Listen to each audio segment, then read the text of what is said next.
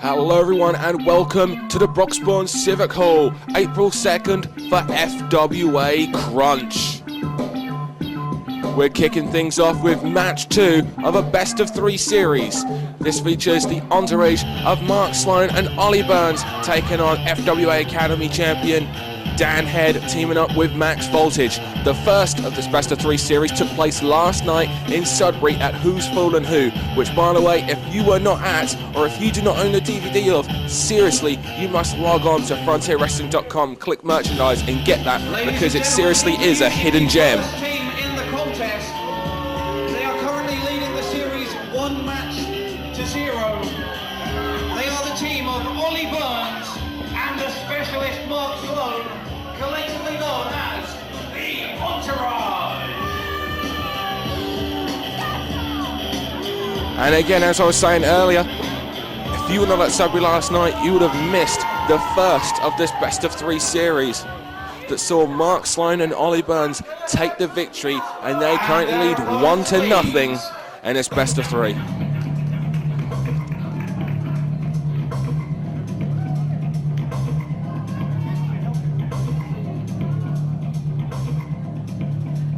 It seriously is all to play for in this match. Ladies and gentlemen, making their way to the ring, they are the team of firstly the FWA Academy champion, Dan Hade, and his tag team partner, the human dynamo, Max Voltage. Max Voltage and Dan Hade obviously need to win this match to keep the series going. Otherwise, it will be a complete whitewash for the team of Sloan and Burns. First match, as I said, took place last night at Sudbury, at Who's Fallen Who. This is, of course, the second match, and the third match, should it be needed, and I'm sure Max Voltage and Dan Hade are hoping that it will take place later this month, April 30th, at the Colchester Hippodrome for No Limits 2. That show will also feature former Cruiserweight champion Billy Kim and also Wrestling Hall of Fame legend Bret the Hitman Hart. Dan Hade, the Academy champion and the founding father of the Academy and the FWA. Mark Sloan. Oh, Mark Sloan's found himself in a precarious position there, setting up for Dan Hade's finisher move. However, Sloan jumps off the back. Sloan goes over the top and takes a nasty spill to the floor. Ollie Burns comes in, and here comes Max Voltage, who dives off the top rope and catches Ollie Burns with a flying arm drag there, rolls through, ducks the clothesline. Ollie Burns tries to trip Voltage, leaps to charge. Voltage underneath and grabs a headlock on Burns. This action is really fast and furious here in the opening match of FWA Crunch. Burns from behind in the waistlock there.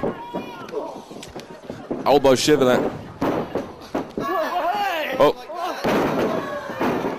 Burns gets caught in that head scissor takeover and tries to retreat to the outside, and backcracker there from Burns onto Max, and that will slow the pace down.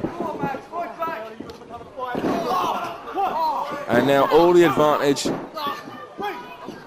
is in the corner of the FWA Academy Tag Team Champions, Mark Sloan and Ollie Burns. And now here we go again, the tag team specialists are Sloan and Burns with quick tags, keeping hold of Max Voltage. They're going to want to get the victory early here. Both teams are, in fact.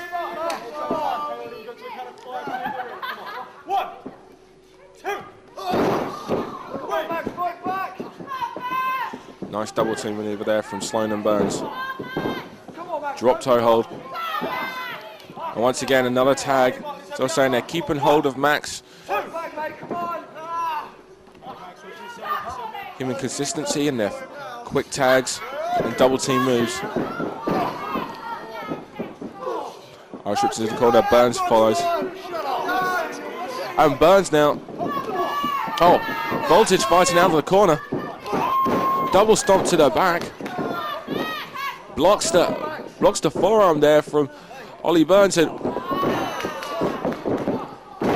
Well, Sloan tried to take Voltage off his balance, but Max ended up making it work to his advantage. But Burns quick there with the drop toe hold and gains hold of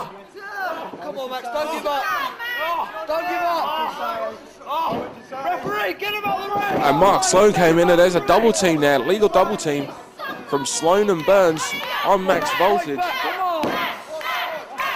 That keeps Max Voltage being even further away from being able to make the tag. Fans getting behind Max now.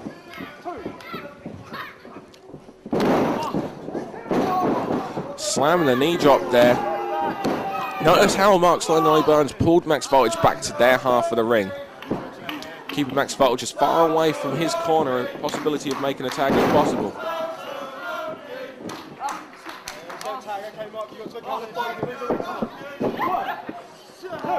And once again, Sloan kept hold of that leg while Ollie Burns came in and took hold of that arm again. Ollie Burns with a top wrist lock drop there.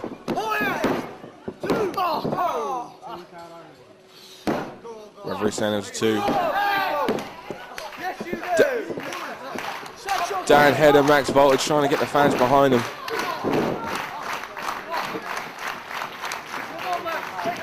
Another quick tag from Ollie Burns and Mark Sloan. And just a double hair pull there to put him down. Illegal tactics from Sloan and Burns. It was the same illegal tactics that last night gained them the victory at the Sudbury show. And again, if you did not see that, then seriously check that out on DVD. Whoa! Max Voltage ducks the double back elbow, hits a handspring double elbow of his own, and now hopefully he can make that tag. And there's Darren Hade, the Academy champion, and he comes in now. A series of clotheslines. He is well rested on the outside. He grabs hold of his original trainer, Mark Sloan. Oh, but Sloan knows the counter for that. Charges in, but Darren Hade catches him with that big back drop, and now Burns is caught. And that series of headbutts from the FWA Academy champion. And there's a flying headbutt, but Burns ducks and Sloan took all of it. Darren Hade, Irish whip into Burns, springboard, drop kick misses.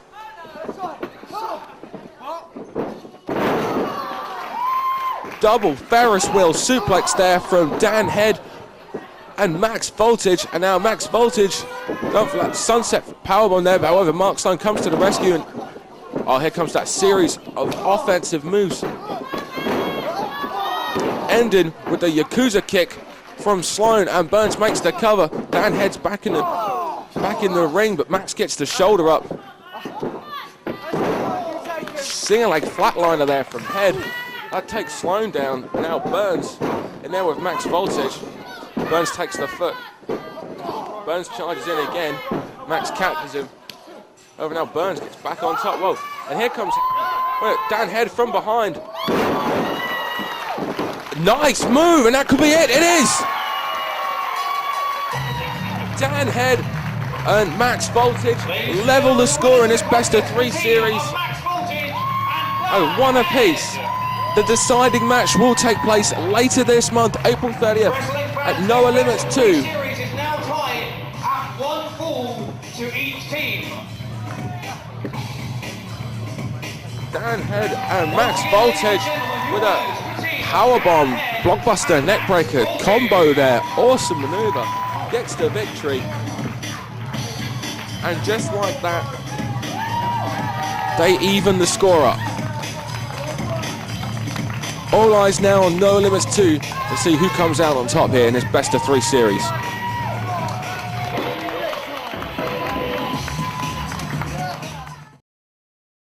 Okay, ladies and gentlemen, the winners of that match, Darren Hade and Max Voltage. Fans, the series is now tied at 1 match per team. The deciding match will be fought on April the 30th in Colchester at the Hippodrome. For details of how to get tickets, please check out our website, www.frontierwrestling.com, for more information. Also appearing on that show, former WWE superstar Billy Kidman.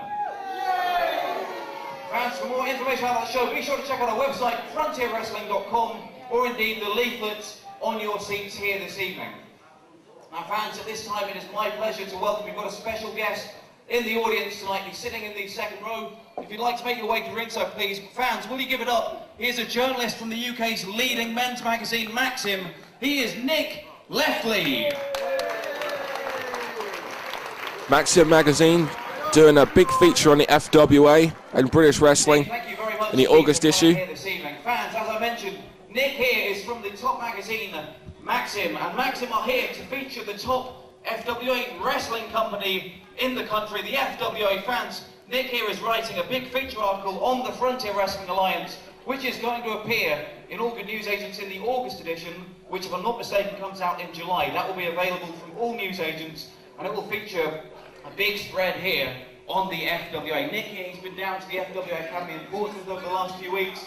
He's been watching the show, he's been hanging out backstage, and fans, we really have been promised a top article here from Nick, going to be all about the FWA. So thank you very much. Let's have a big round of applause here for Nick Lefley.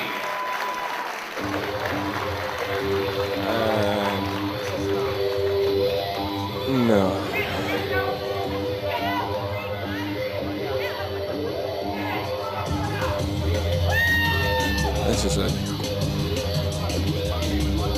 This is a joke. I don't know why I even, you know, I feel even slightly surprised.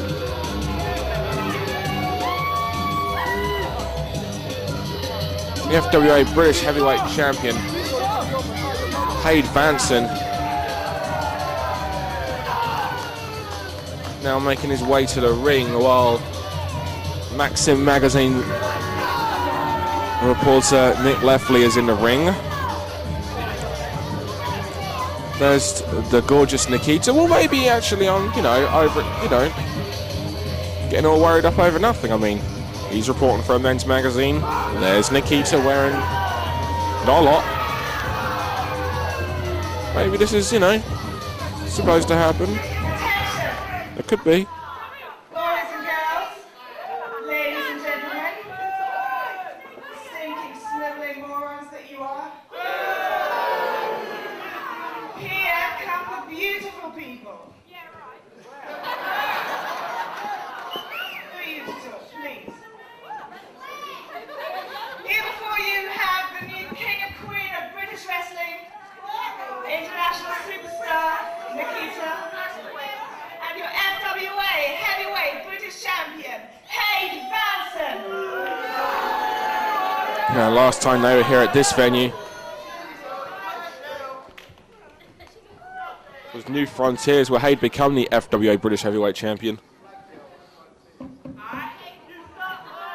Now, if all the amazing talking turds out there have finished with their little comments, your champion, the Midnight Sinner, the Lady Killer, We could be here all night, folks. super sexy South City thriller, would like to remind you of a few things, because I know you've got barely a brain cell amongst you all. So if you recall, this dump, Broxbourne, was where I won my beautiful, shiny FWA heavyweight champion. Now, I know you want to stand up on your feet and applaud, so by all means, go ahead. I'll give you a few seconds. Not a single taker. Oh, I think I heard one. One person applauds. Where is the love? Why is the love for your champion? It must be all the inbreeding, babes. So after winning the belt here, I went on to kick ass up and down the country, night in, night out, every day of the week. And I'm here to relieve you, the little people, of the boredom of your tedious lives, one more time, like only a South City thriller can. Now apparently, we've got a special guest here tonight. Some sort of Maxim Schlemiel. Well, I've always been an FHM man myself. I know you know what I'm talking about, right? Don't screw this up, Hade. Well, I'll go ahead and I'll grace him with a few lines of quality dialogue for his little rag. So, let's get this interview started, because who else would it be about but the king and the queen of British wrestling? Let's do it, baby. Well, with all due respect, Hade Vansen, the article might not be about you, I'm afraid. Actually, it isn't. Oh, is that about John Atkins? Why don't you tell me who it is about?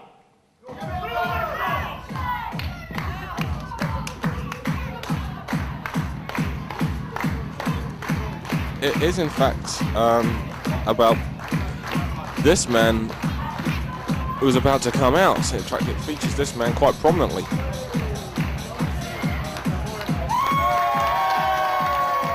And that is the #1 contender to the FWA British Heavyweight Championship, the man that the South City Thriller Hade Vansen will face tonight, Jonny Storm.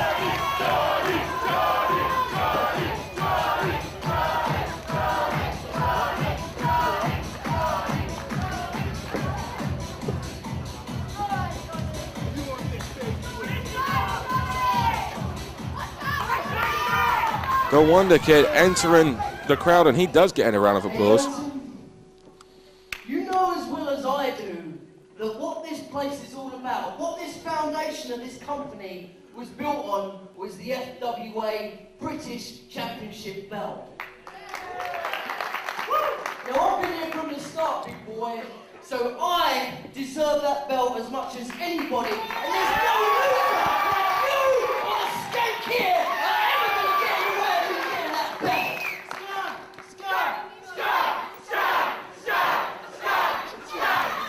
Fans letting Nikita know just how they feel about her. You seem to overlook the point that Maxim are here to interview the FWA British champion. Well, in case you didn't notice, by the time that magazine comes out, it's gonna be me! You know, you can't even call yourself a champion. Where do you wrestle? I wrestle Japan, Thailand, everywhere all over Europe, England, you, Butlins, Bob. And you can see him there every Thursday. So let me tell you this, Vansen. Make the most of that championship tonight, and you take your little girlfriend off home afterwards, because you're going to be crying in her lap, because you are looking at the new FWA champion.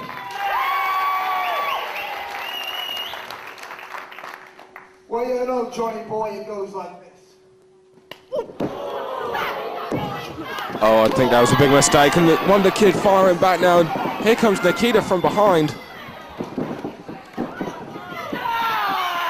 Nikita with a few forearm shots there. Didn't really get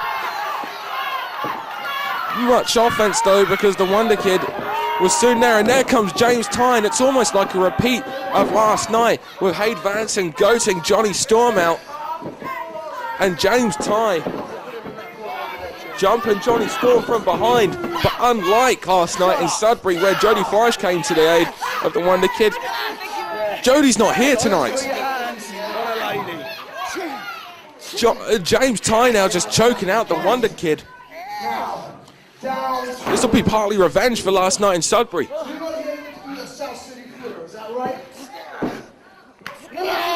Oh, hey, don't you...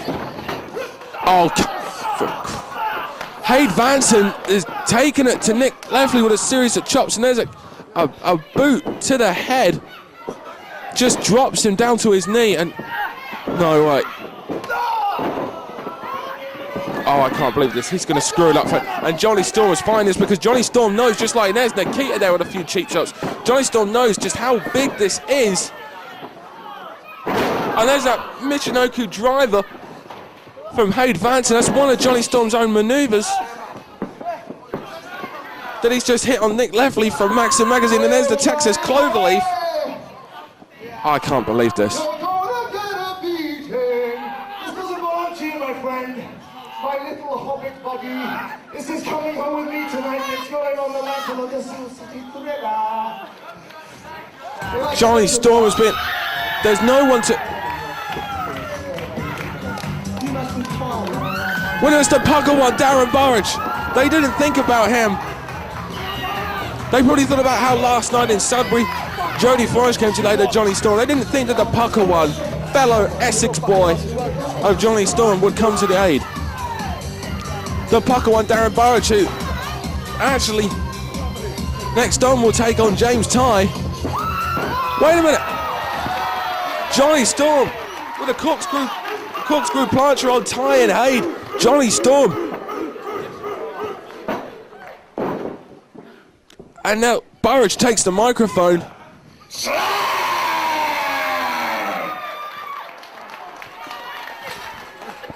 That's better. Listen up, you bunch of slags. You know what, James Tighe? What? I bloody hate you.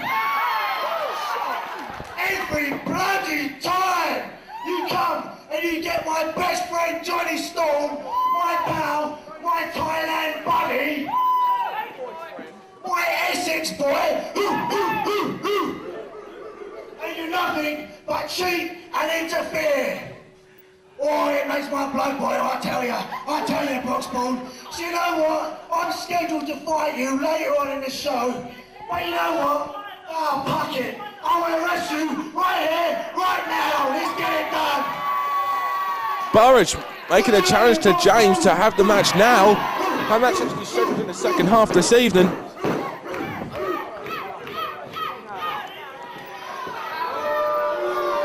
Last time James Tighe wrestled here, he was in a losing effort to Jonny Storm in the qualifier match for that in that Champion Series. And wait a minute, Hade and James Tighe now. Wait a minute, Jonny Storm grabs hold of the tie and just sends straight into ring. And referee Steve Linsky's in there and he's rung for the bell and this match has begun. James Tighe and Darren Burridge is starting now. Whoa! Great athleticism from James Tighe. Given credit to pull out of nowhere, just steps up with that Hurricane Rana. Goes in for a clothesline. Burridge catches him and meets him with the elbow. Series of elbows there. Another one. Burridge with that. Not quite sure what to call that. Like an underarm quick slam. Well, and here comes Superman. Ah, James Tighe moves out of the way. He doesn't see Superman come that time. And Burridge goes into Tighe and into the guardrails as well.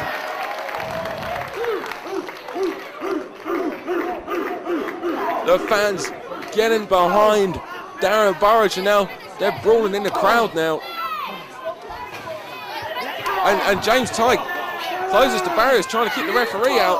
I'm surprised that Tighe wants to take it to the stands with a guy like Darren Burridge. Darren Burridge is going to have the advantage here. James Tighe, a technical wrestling wizard, but what can he... This is about brawling once you get out here, and we just saw there the two of them just running at each other with these vicious European uppercuts. Chop him in the face! And there's another one. Oh! Vicious double chop, and another one.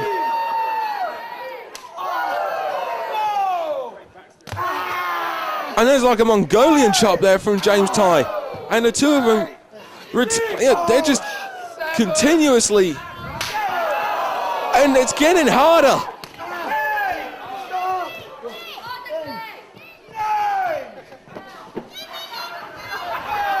And they break the count. Shake hands and series of uppercuts again.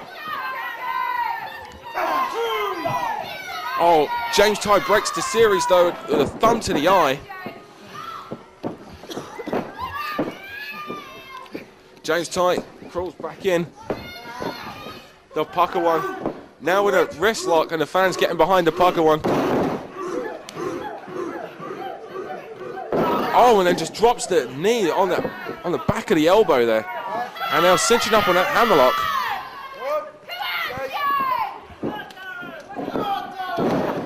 Darren Burridge rolls over, and now he has the wrist lock on that technical wrestling wizard that is James Tighe. Tighe trying to get out of this wrist lock. These two have done pretty much everything except get these wrist locks on now. They've chopped the living life out of each other. No. Referee Steve Linsky asking James Tighe. To my knowledge, this is the first time these two have ever competed, and you've got to wonder what impact this match will have on the FWA title rankings. Can James Tighe, Darren Burridge?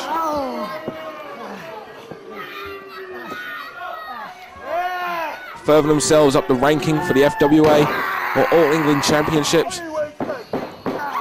Tighe keeps hold of that arm and now.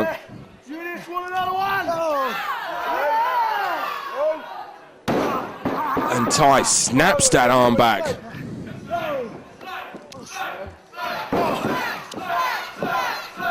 These fans getting on the case of James Tighe. Under the arm goes Tighe. Burridge, however, keeps hold of it. There's a nice technical wrestling move there from Burridge. And I'm not quite sure if that's a technical wrestling move. It was looked like a nipple twist there. Referee Steve Linsky asking and telling Darren Burridge to watch the nipples. Not quite sure if that's a legal movement. Nice manoeuvre there. Snaps off while having the hammerlock on, rolls him through and hits that head scissors. And there's a chop on James Tighe. I think that once again aimed at the nipple.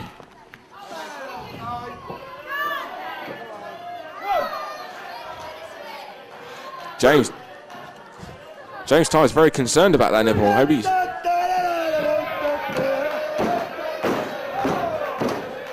And now these fans make a reference to how James Tighe last year had to come out here dressed as a clown.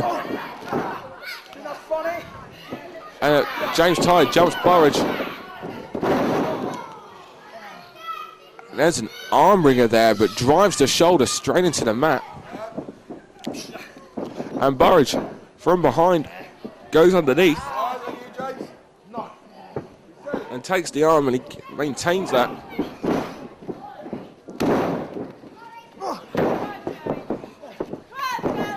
James Tighe, who has been on a little bit of a... Burridge's shoulder apparently wasn't down then, referee couldn't make the count. James Tighe, as I said earlier, has been on a little bit of a losing streak again, but it's when James Tighe is on a losing streak that he seems to then fight even harder to get that victory. Remember, last time James Tighe was on a losing streak, he got that memorable victory over Jonny Storm that put him out of the FWA for a considerable amount of time.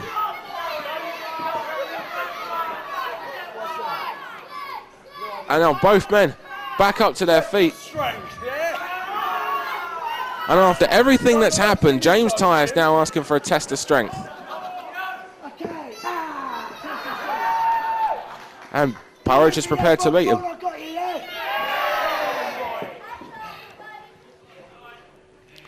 And they lock hands now. James Tighe turns that under. And you can see the knees of Darren Burridge buckling.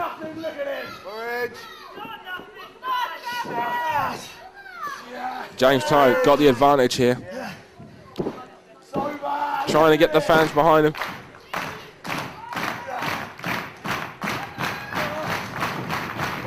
Fans behind Burridge solidly. He's shaking now. He falls back, uses the leg to kick out. Stands on the arm of Darren Burridge. Rolls through. Nice series of arm drags now. And a headlock takedown. Tighe reverses, puts in a head scissors.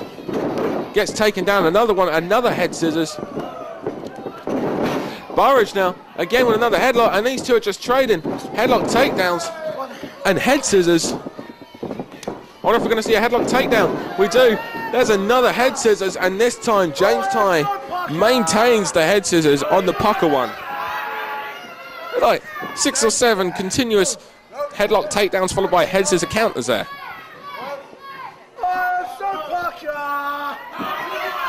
Oh, and James Tighe mocking Darren Burridge. He sure has found the... Oh.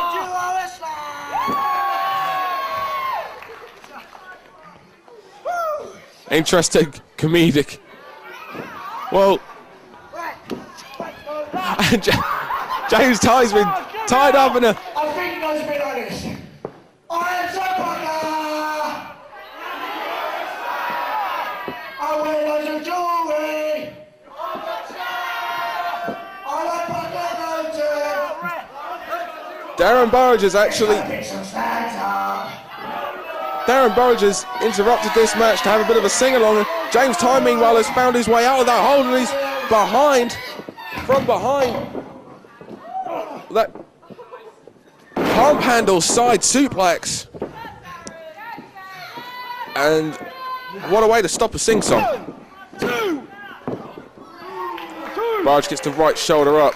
If Burridge wasn't taking this match seriously before, I am sure he is now.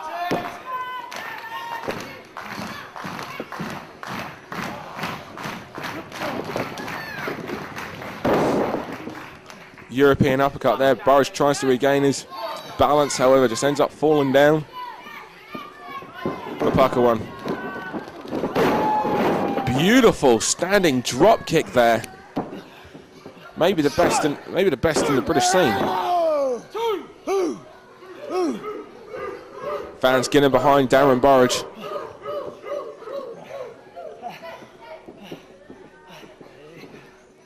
James Tighe picking the pucker one up and now cinching on that reverse chin lock now. Driving the knee into the back. He's going to stop any more comedic offense from Darren Burridge that takes all of his opponents off guard. Burridge is incredibly unorthodox, and that's what works for him. He can wrestle, but mixing that with his unorthodox style makes him just that little bit more unpredictable, that little bit harder to scout. You can't tell what he's going to do when he's going to do it. Here's a guy who puts on a nipple lock as a wrestling hold. Series of elbows, breaks it. Ducks the clothesline, did not duck that back elbow from Tighe though. James Tighe, the first son of the FWA, making it be known what he thinks of Darren Burridge. 2001 Rookie of the Year. Also in October of 2001. He took part at British Uprising 1 in the first three-way dance. The three-way dance that really helped kickstart the young lions of the British wrestling scene. And just like we saw with those headlocks and head scissors, we're seeing a series of, whoa, German suplex. But Burridge didn't have enough in him to bridge and get the victory, or attempt to get the victory. I'm saying James Tighe won the first ever three-way dance at British Uprising 1. Best ever elbow.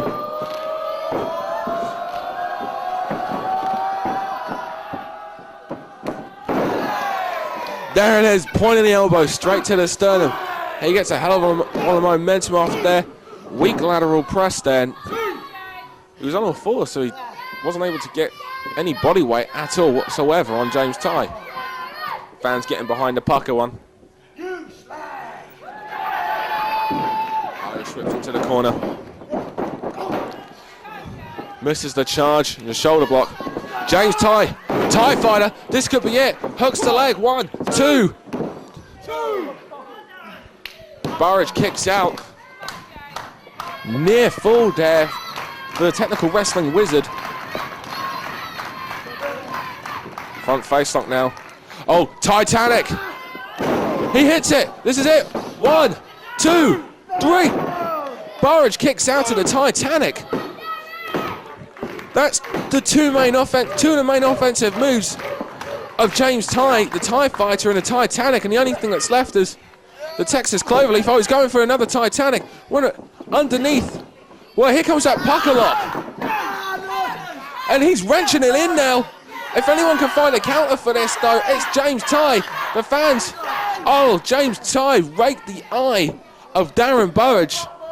Darren Burridge, who's coming off a hard match from last night in Sudbury against Paul Tyrrell, who was making his FWA debut. The match went to a time limit before going into 5 minutes added on time, and now James Tighe taps out. What a victory, almost an upset here for the pucker one, Darren Burridge. Ladies and gentlemen, the winner of the match. Well, Burridge's stock has just gone up by 200%.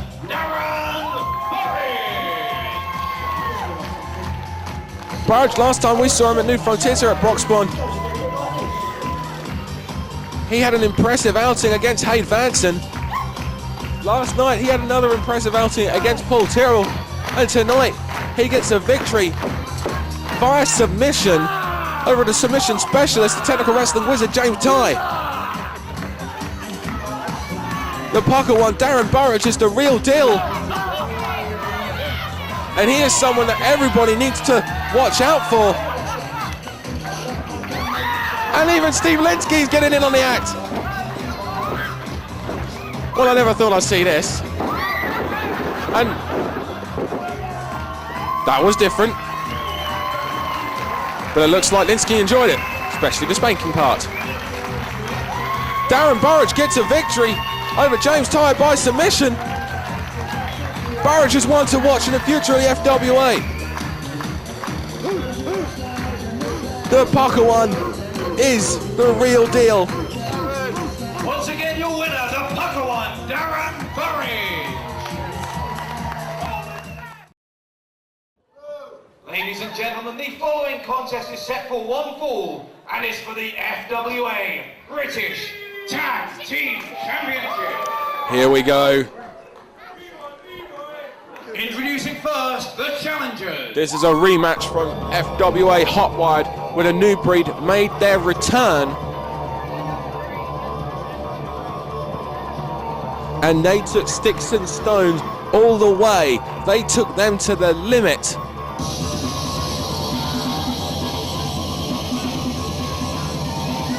But it was the interference of Dean Ayas and his cane that garnered Stixx and Stone the victory. There was also a level of uncertainty as to whether or not the new breed were on the same page. We found out at the end of the match they indeed were. They are entering this match on the same page, with Dean Ayas banned from ringside. And if you want my prediction, tonight is the night the new breed take the FWA Tag Team titles back home.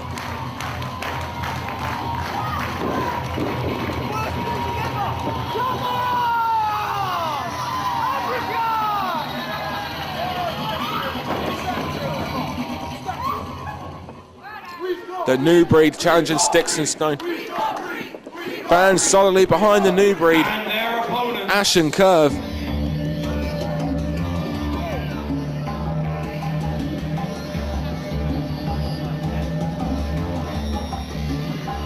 As we hear the music of their opponents, the FWA Tag Team Champions.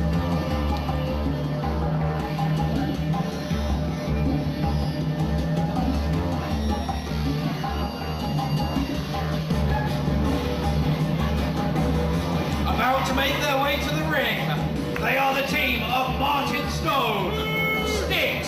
They are the FWA British Tag Team Champions, Stixx and Stone. Stixx and Stone entered the FWA as the bodyguards of the show stealer Alex Shane for doing such a great job. He said they could have any favour they wanted. They wanted tag team gold. He then put them in contact with Dean Ayas and sold on their contracts to the Twisted Genius. And the Twisted Genius has indeed taken them to tag team gold.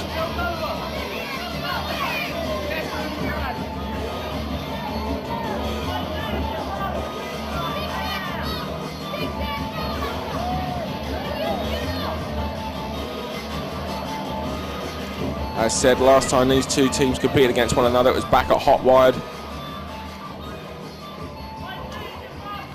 It was a fantastic match. Both teams gave the everything.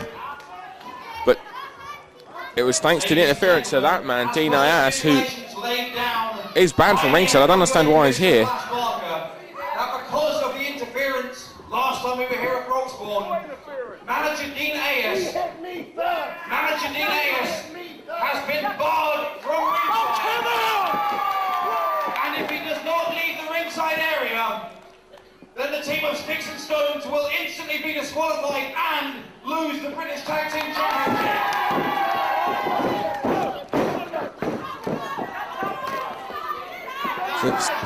Dean Ayas needs to get to the backstage area, or his team will not only lose the match but lose the tag team titles.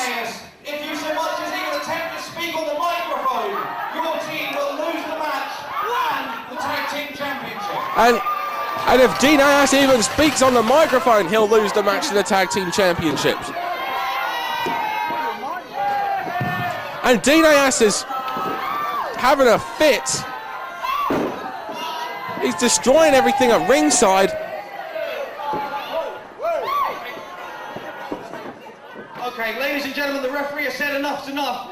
Dean Ayas has got... We have a little song for this occasion. Ash, if you join me, please. And Curve has the microphone. No.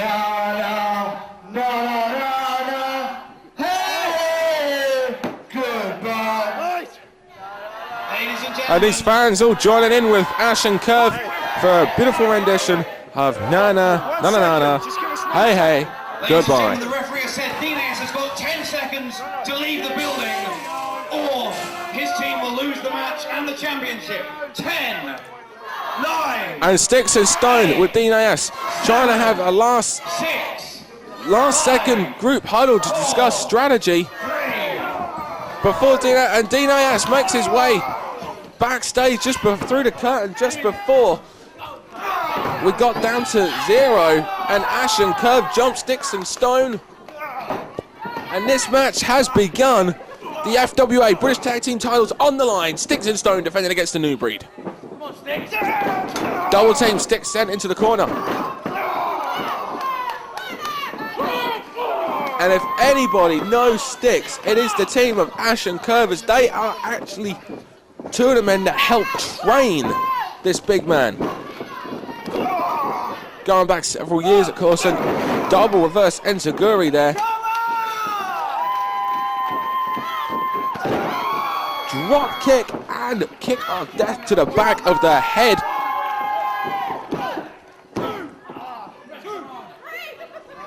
Ash gets the cover, Stixx kicks out at 2.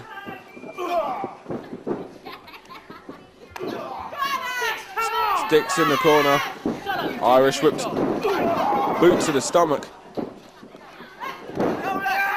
And Stixx with a nice, Ash with a nice suplex there on Stixx.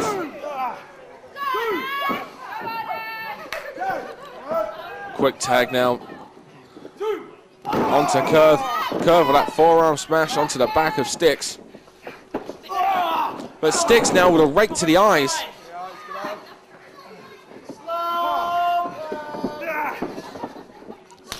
Vicious knife edge chop from Stixx to Curve. And just slaps him in the face. And now, series of chops and then a series of kicks from martial arts specialist Curve.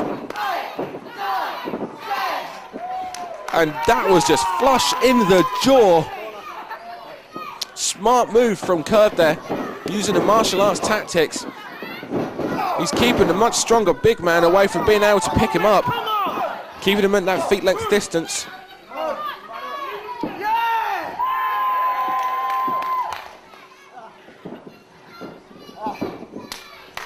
Tag from Curve to Ash. Ash making his way into the second rope. Curve holding the arm, exposing the midsection of Stixx, and straight into the ribs there with the elbow goes Ash. Irish whip. Stixx goes to raise the knee. Ash ducks from behind and gets a schoolboy. Stixx doesn't know where he's at. Oh, gets caught though. Oh, double leg takedown. Ash reverses it, goes underneath. Gets a body scissors and a 2 count. Ash goes Stixx on, but Stixx meets him with a boot to the midsection and then a knee to the face. And Stixx now needs to make the tag, but so disorientated.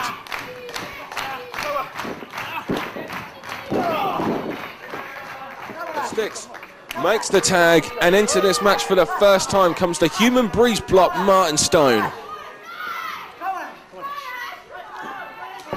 Oh, Ash makes the tag, and now Curve is in the ring. It's interesting to see how these two will match up again. Martin Stone swinging a miss. And now the two of them trading forearms. Stiff forearm shots from both Curve and Martin Stone. And Curve firing off with a flurry of forearm shots there into the ropes. Stixx meets him on the outside, and oh my goodness.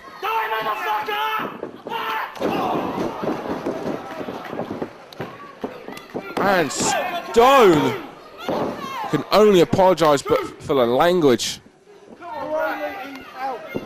of Martin Stone there. But that face plant manoeuvre of his, like a flatliner DDT combination, followed by that running senton and a snap suplex there, has just completely grounded Curve. And now, Oh, I'm getting And now the team of Stixx and Stone completely in control.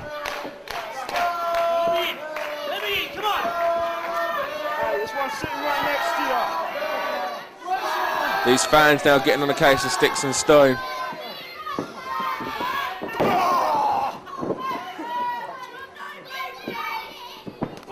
Oh, and there's a stiff uppercut there between the shoulder blades of Curve.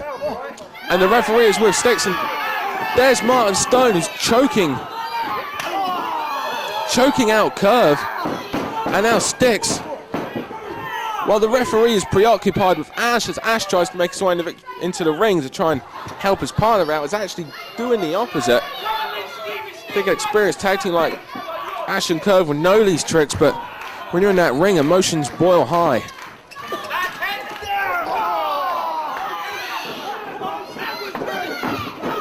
And now Stone goads Ash in, and Ash and Martin Stone going out, and there's a front face lock now. Stone goads him, while Stixx on the outside runs Curve back first into that steel ring pole. And even without Dean Ayas, it seems like Stixx and Stone may get the victory here. The backup plan.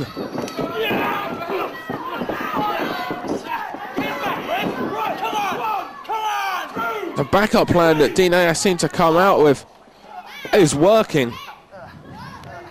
Go dash in, distract the ref, and use all available objects to your advantage. In this case, it's the steel ring post on the outside.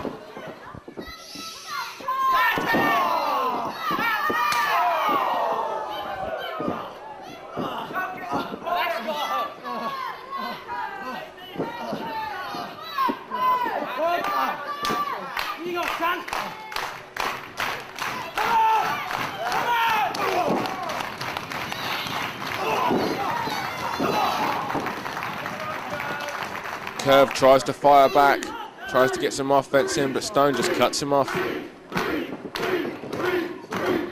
Fans getting behind the breed. Running lariat there. And Stone running Samoan crash here.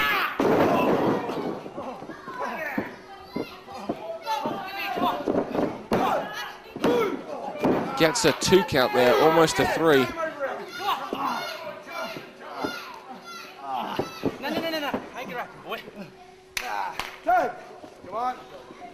Quick tag in there to Stixx.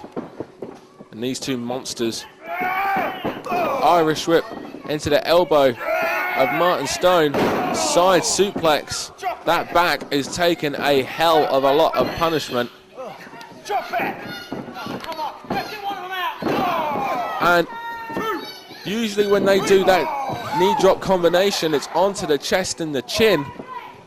Stone told Stixx to turn him over so he could drop that knee in between the shoulder blades and further on the back. And that's no small man dropping a knee on you. Martin Stone, a human breeze block. Along with Stixx just physically taking apart Curve, and now maybe we're going to see that Stixx bomb. And Curve fights out of it, rolls backwards, hits that head scissor takeover. Curve trying for a second win here. Maybe he should be going for the tag on Ash. You see Ash reaching out for a tag there. Curve hits a brainbuster on the big man Stixx. Stone runs in, gets met with a lariat there from Curve, and Curve is down, taking both men down and flat on their back. Curve makes the tag, and Ash has hit the ring. Series of forearms, the freshman with a running, spinning forearm there. Shades of Misawa. Ash reversed, boot to the chest there, reversal, boot to the chest from Stixx. Nice standing drop kick met. Stixx center of the ring. Ash rolls over, could be a 3. In my opinion, the New Breed are perhaps the greatest tag team the UK scene has ever seen. And it could be only a matter of time before they end up wearing those FWA British Tag Team titles and proving, whoa! Standing Hurricanrana takedown there. Ash rolls over. Just gets an arm. Shades of the Frankensteiner there from Ash. Taking Stixx down on the back of his head. Ash and Curve, they grew up together watching tag team wrestling.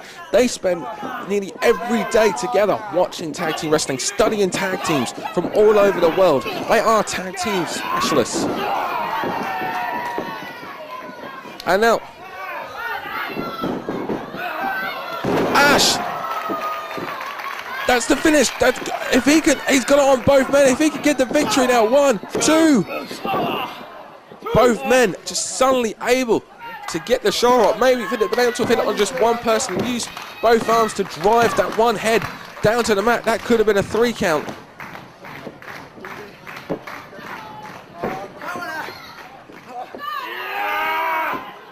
And over the shoulder, what show of strength by Ash. Pushed back into the ring. Double hip block attempt, no, they catch. And a hip block into a power bomb. 1, 2, Curve there with a running elbow drop, breaks up the count. Ash and Curve watching one another's moves. Trying to use their tag team and ability to overcome the power and strength advantage of Stixx and Stone. Boot to the head of Curve keeps him out, and Ash, his team going for something else now. Another double team move. How much more can Ash take before it's over? Double suplex now. Oh, they're setting him on the top rope. Vicious European uppercut, vicious chop from Martin Stone. Series now. And both these big men going to the second row, and there's Curve from behind. Curve sits behind Martin Stone with a running powerbomb there on Stone, takes him down. Ash fighting back on the big man Stixx. And now here comes a powerbomb attempt on the big man, and there's Ash, and powerbomb neckbreaker combo there. We saw that used earlier in this evening with Mark Sloan and Ollie Burns. It got the victory for them. It looked like it would get the victory for the New Breed. Oh, Stone was in there to make the save, and Stone, the pitbull, is charging and taking Curve out of the ring.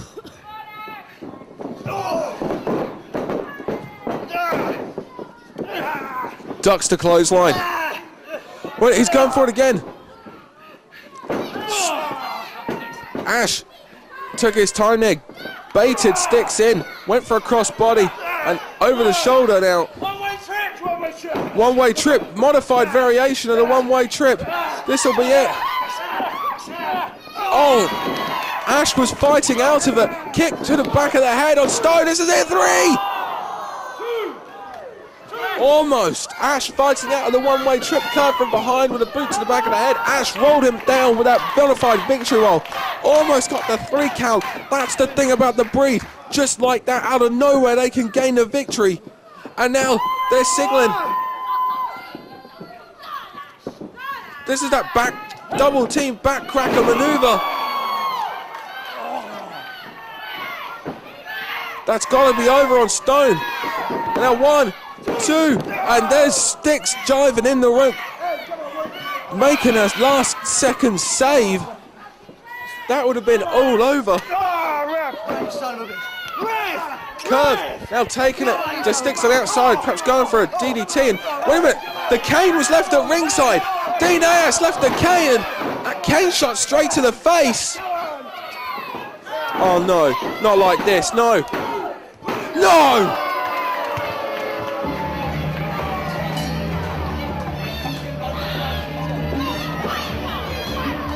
No, Stixx and Stone, Dean Ayers deliberately left that cane at ringside. Stone took advantage of it, nailed Ash squarely in the face. Whiplash effect takes Ash down, knocks him out. Curve charges into the ring. Stone takes a run out. Dean Ayers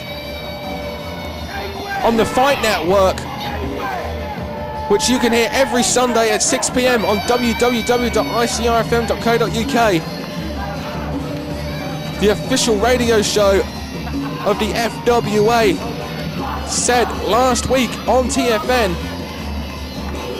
that he had a plan B. Hell, he even said he had a plan C last week on TFN. This is obviously what he was referring to.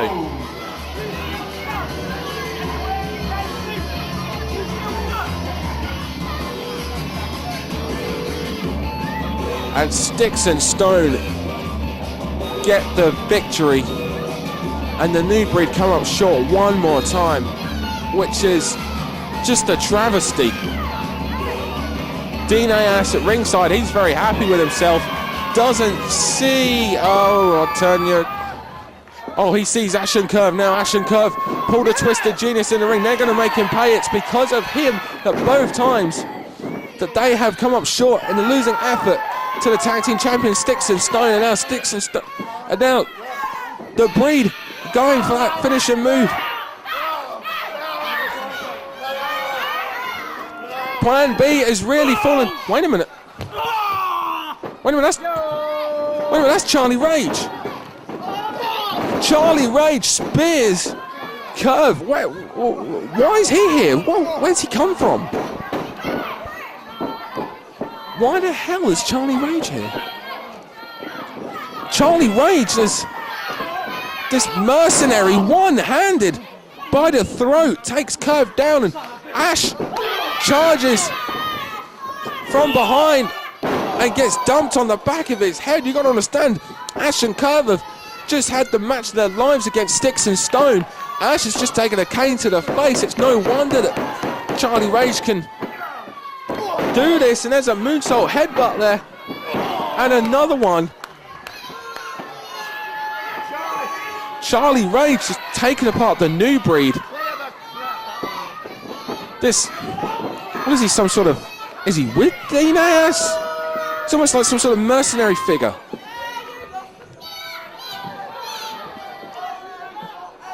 Yeah, he takes apart Ash and Curve after they've just wrestled that match against Stixx and Stone, after they've just taken a cane to the face. Every good manager has a plan B, but only the great ones have a plan C. Good seeing you, sir, and thank you very much. Boys. And Dean Ayers holding that envelope, which we can only gather is full of cash, paying him off like some mercenary. Come in this ring. I have told you all before, and I'll tell you again. Stixx and Martin Stone are the best tag team in Britain today, and there's nobody in the country that will take these belts off of us. You woman, you're gonna have to count first. Well, I'm sure if the new breed have anything to say about it, that's exactly what they would do. The breed were robbed out of the tag team titles one more time. What's it gonna take for the breed? And Charlie Rage, this mercenary figure, paid off by Dean Ayers to take out the new breed and to rescue him from that attack. Stixx and Sloan retain the FWA British Tag Team titles.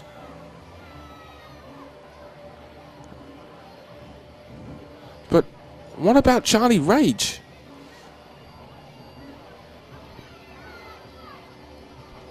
And I'm sure we have not heard the last of the new breed either.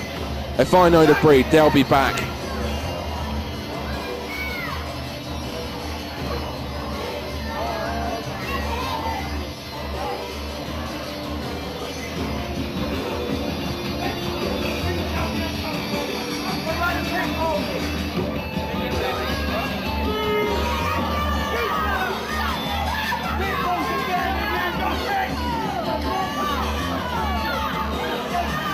Who can take the tag team titles away from these two monsters?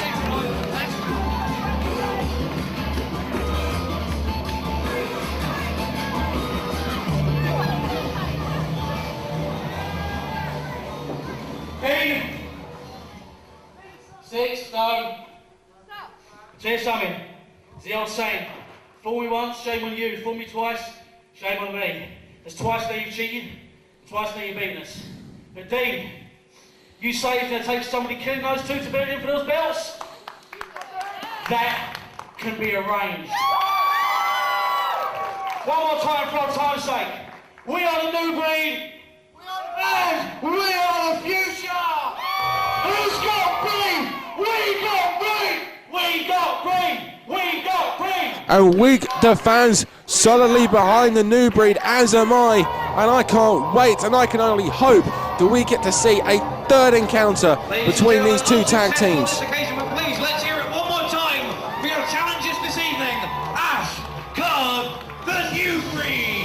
And they will be back in the FWA. Is set for one fall. It is a triple threat match for the FWA British Flyweight Championship. Introducing the first challenger.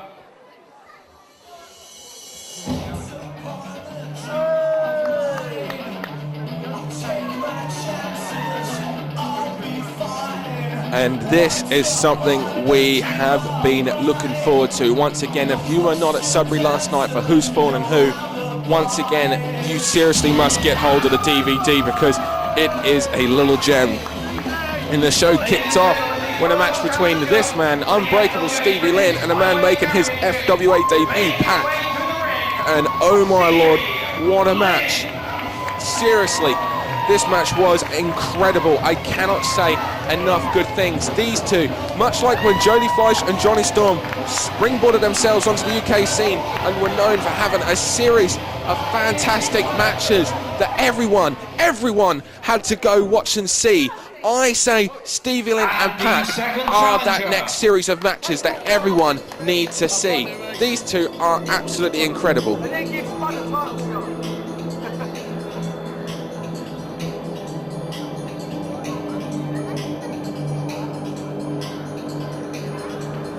We are now waiting on the entrance of Pac in only his second FWA match. He has got a shot at the FWA British Flyweight Championship.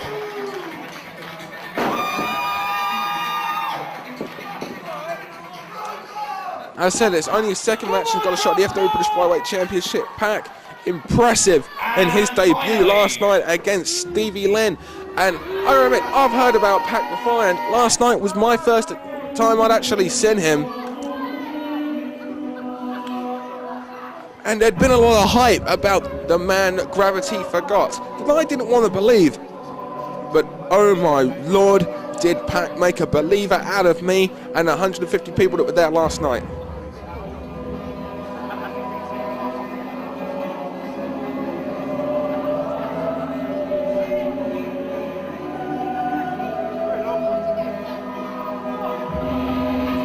We're now waiting on the arrival of the FWA British Flyweight Champion, the Gift, Ross Jordan. He is the first, the reigning and the only FWA Flyweight Champion. Flyweight Champion, the Gift, Ross Jordan. He won that title in a tournament, gaining victories over Dan Head along the way, over Spud in the final, and of course at Broxbourne at New Frontiers. And pay attention because the Gift is going to give you all a little history lesson. He gained a fantastic victory over Spud in a fantastic ladder match. Am I the FWA Flyweight Champion? I am the first FWA Flyweight Champion. You can really tell he's a student of Alex Shane when it comes to the microphone. I went through Aviv Mayan, and I went through Spud. 3 times!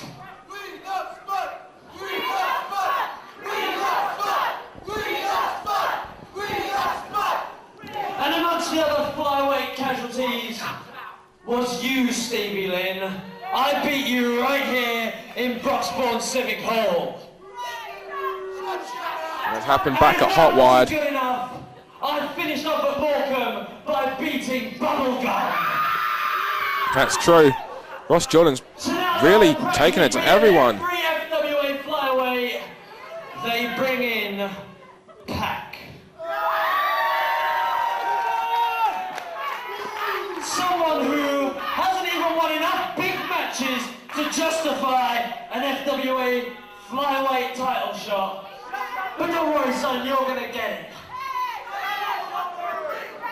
And one last thing. You say you may be the man gravity forgot, but I'm the man who's gonna bring you back down to earth.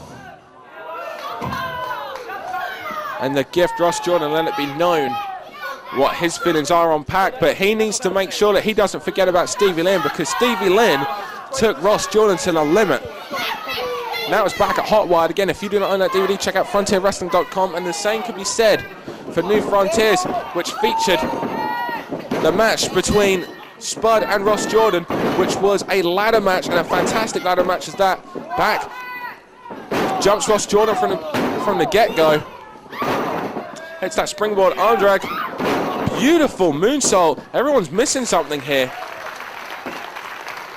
Personally, I think Stevie Lynn has one of the best looking moonsaults in the business. And now Stevie Lynn and Ross Jordan. Pack runs after him, gets caught on a double elbow. Pack is the anomaly here. Stevie Lynn in a fantastic match to him last night at Sudbury. Lost to Pack. Ross Jordan has never faced Pack. And now Stevie Lynn and Ross Jordan going at it where they left off last October at Hot Wired.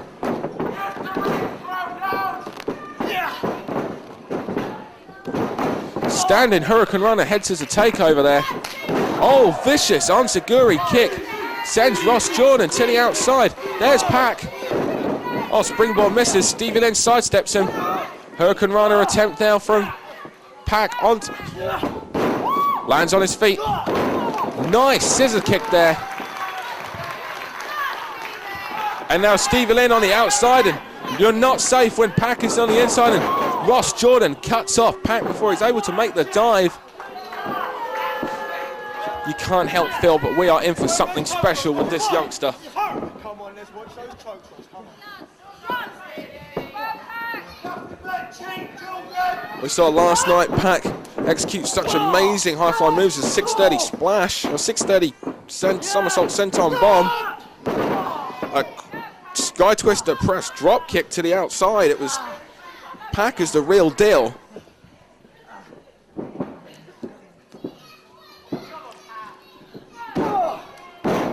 Forearm shiver there to Ross Jordan. Scoop slam.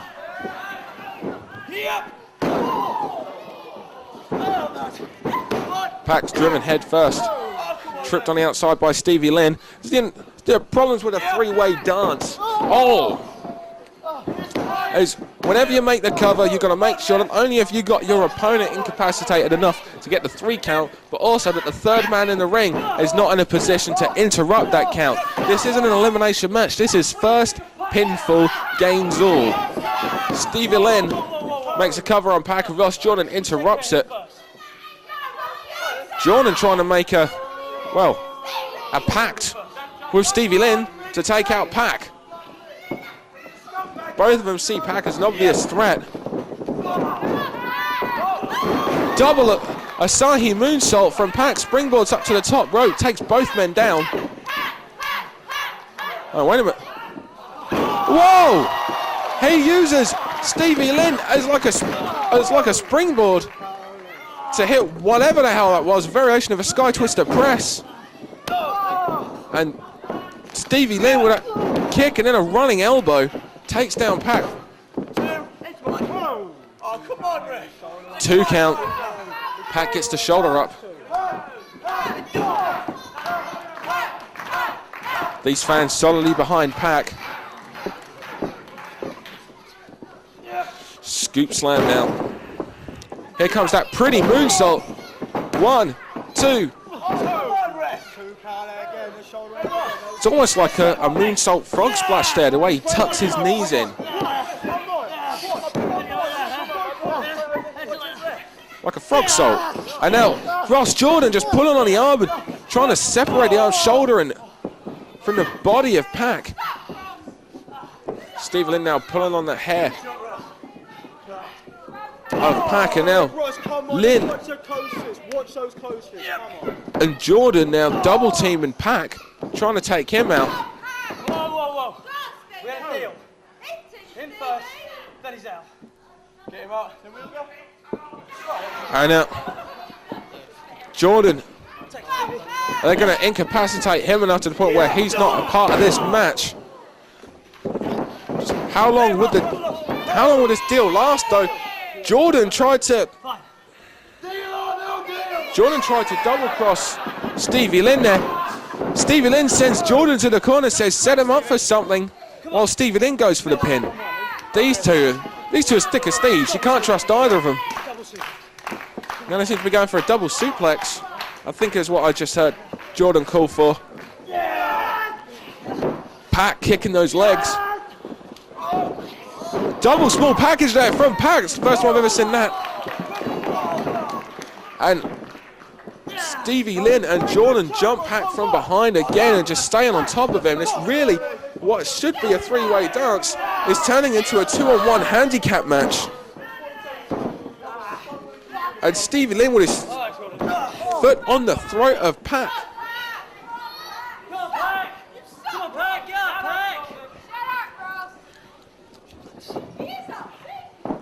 Stevie Lynn now setting Pac up. Textbook snap suplex there. Somersault. Drops down with the elbow. And Stevie Lynn again interrupts the count of Ross Jordan. Jordan saying stick to the agreement. Both of them just trying to get one over. And there's a fisherman suplex. Both men continuously hitting moves on Pac and going for the victory and breaking up the other's count. I said, these two are stick as thieves. You can't trust either of them. And now there's a submission hold on Pac, and well, that's a point. What if Pac taps? Wait a minute now. Stevie Lynn now is applying a submission hold. Oh! Well, I think we've seen the end of that agreement. Stevie Lynn made it look as though he was going to go for a submission hold on Pac as well. What the hell's wrong with you? What the hell was that? What's wrong with you, boy? And now we are seeing, finally it looked like it was only a matter of time before these two really got in each other's faces. And that's what we're seeing now. Whoa! Drop salt there from Pac, takes down both Stevie Lynn and the gift Ross Jordan. And now Pac going to the top rope, but there Stevie Lynn cuts him off. And now, oh, here comes that burning hammer pole driver. While Stevie Lynn may be unbreakable, the neck of Pac cannot be, and that is all. And that would have been it had it not been for the gift Ross Jordan. You know what? Deal's off. Ross Jordan saying that the deal's off, and there's just a boot to the face. Face first goes unbreakable Stevie Lynn. Stevie gets the shoulder up.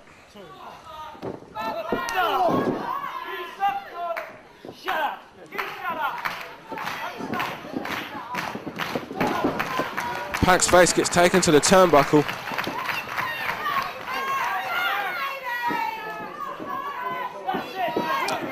And gift Ross Jordan was set up for something. But here comes Stevie Lynn from behind. He doesn't want the gift to hit that move and potentially get the 3 count. He wants to hit it. And now Stevie Lynn going for a superplex. And now this time Ross Jordan breaks it. And now sunset powerbomb takes them both down as Pac was on the other end of it. Takes a suplex there by a matter of default from Stevie Lynn. All 3 men down. Ross Jordan's got to be in a better shape here. Pac has taken everything. Pac took that superplex move from the top rope. He took that torture rack driver from Stevie Lynn, and he's also been on the defensive from a series of double-team offensive moves from Ross Jordan and Stevie Lynn early in the match. But for the majority of it, it was a 2-on-1 handicap encounter.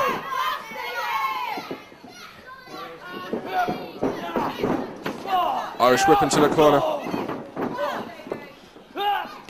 That's the finishing move of Ross Jordan. That's what he used to defeat Stevie Lynn with back at hot wide. Stevie Lynn this time was able to find enough to kick out of it, but there was Pack. Blue Thunder driver from Pack. This could be it. Now, it would have been it had it not been for Stevie Lynn. As I mentioned earlier, you've got to look out for that third man. Stevie Lynn now going for that brainbuster. Pack from behind. Tighe suplex attempt here. He rakes away over the shoulder. Death Valley driver onto the knee.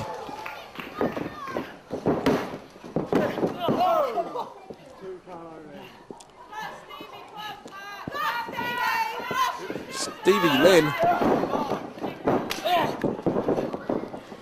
Ross Jordan telegraphs that. Stevie Lynn takes him out with a boot, and then both men go to the outside with a double clothesline. And the fans see them two on the outside, see Pack on the inside, put one and one together and hopefully come up with the right answer, as they're hoping Pack is going to hit one of those spectacular dives. And Pack is indeed going to the top rope, and what is this? What can we see from this? Tornado Star Press! Takes out both Stevie Lynn and the gift Ross Jordan, and the crowd let it be known what they think.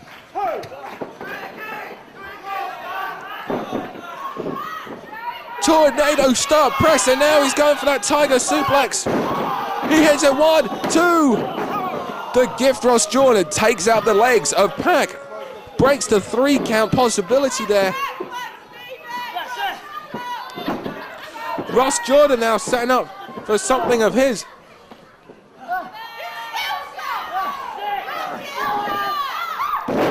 Oh! Variation of the Angel's wings. Sell out double underhook. Reverse powerbomb now, and now he's going to hit it on Stevie Lynn. He hits it on both men, and that's going to be it. Stevie Lynn, however, drops to one knee, making it harder for Ross Jordan to be able to hit that move. Oh, and now Stevie Lynn, brainbuster. Stevie hooks the leg on this one. He could get the 3 count, but there's Pack. Again, that third man you have to consistently keep your eye on. Pack now.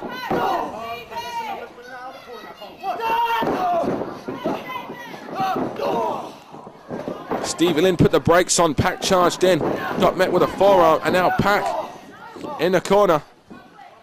And what is this? Pack on the top. Oh my! What in the hell was that? A shooting star knee drop there to the back of Stevie Lynn. I have never seen that. Never. So unorthodox. So innovative. And you can hear the fans cheering for Pack.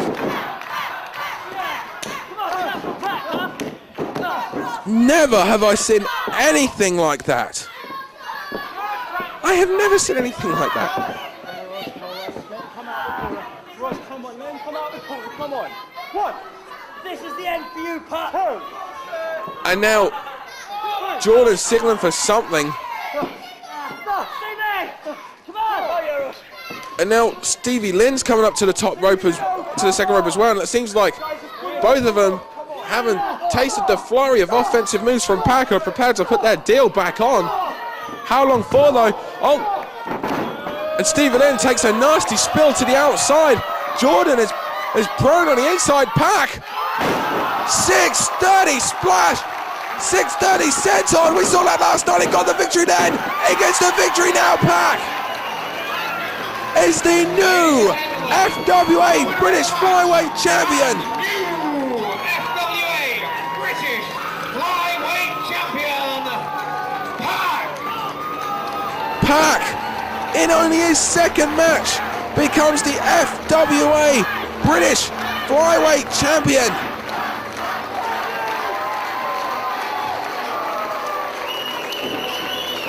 And in both of his matches, he puts on stellar performances. Pac is the real deal.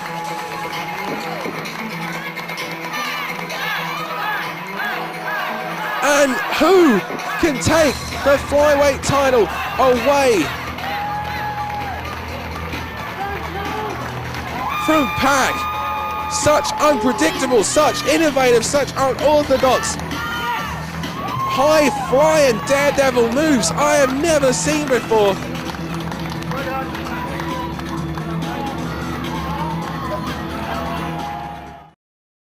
Folks, the following contest is set for one fall and is an open challenge match for the FWA All England Championship.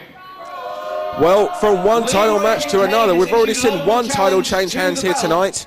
He has said that anybody in the country, whether or not they are under FWA contract at the moment, is entitled to a shot tonight. So introducing first, the mystery challenger. Last night, the mystery challenger was the Dragon Isu from 3CW.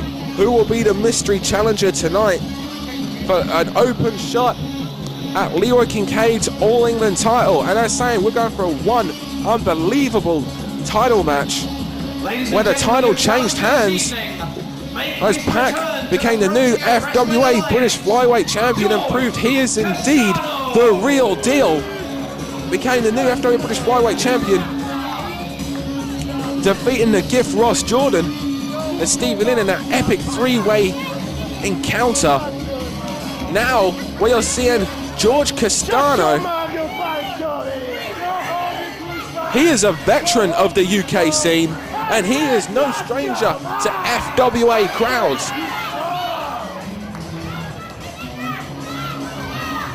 And now Jorge Castano is going to take on Leroy Kincaide.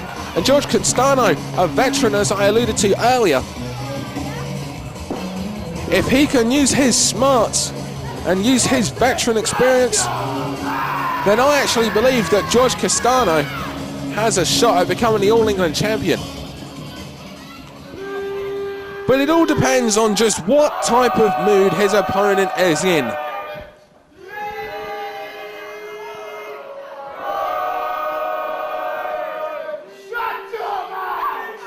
The fans solely behind Leroy. And Jorge Castano.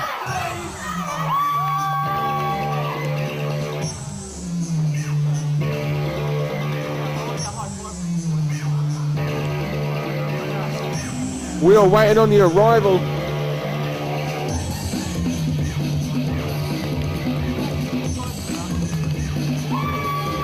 of the FWA All England champion.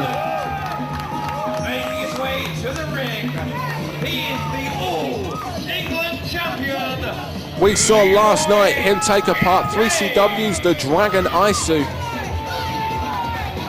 Tonight it's Jorge Castano challenging.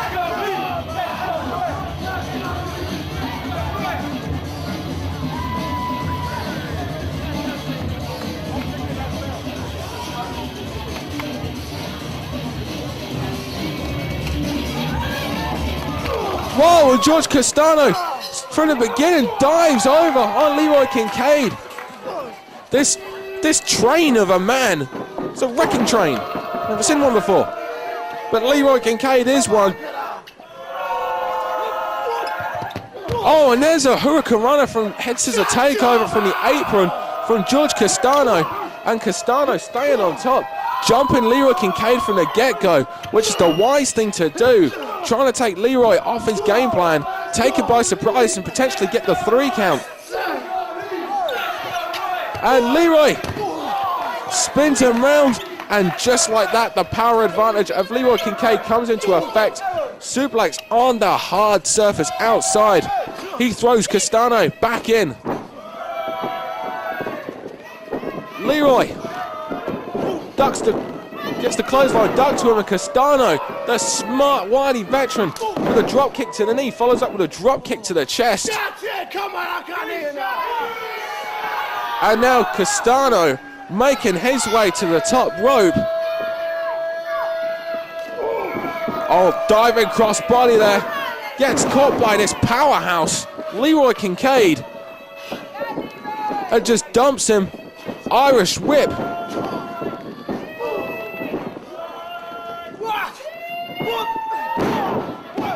Northern Lights suplex there, rolls through, trying for another one. Wow, great power there from Castano. And Leroy gets the shoulder up. And gotta be impressed with Castano. Whoa! This human express train that is Leroy Kincaide is just keeps popping back up. No matter what Jorge Castano throws at him, Leroy Kincaide just pops and explodes back up. Whoa! Clubbing clothesline turns Castano inside out.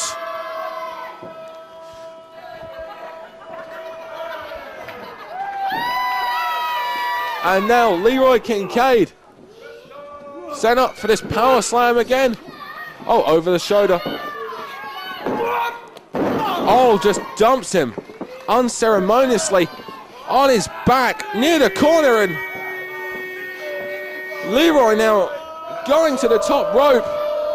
We have seen this before. This freak of nature, despite his size, can hit the spiral tap, and that's what he does. And bye-bye Castano.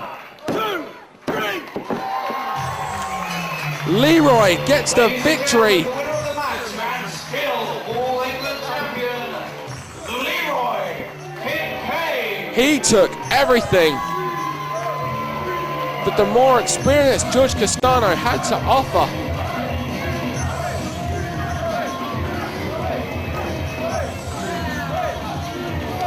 And he just met him and plowed on straight through him. This wrecking machine, this express train, this freak of nature that is Leroy Kincaide adds another name to the list of conquered opponents in under 5 minutes. Can anyone take the All England Championship away from this monster?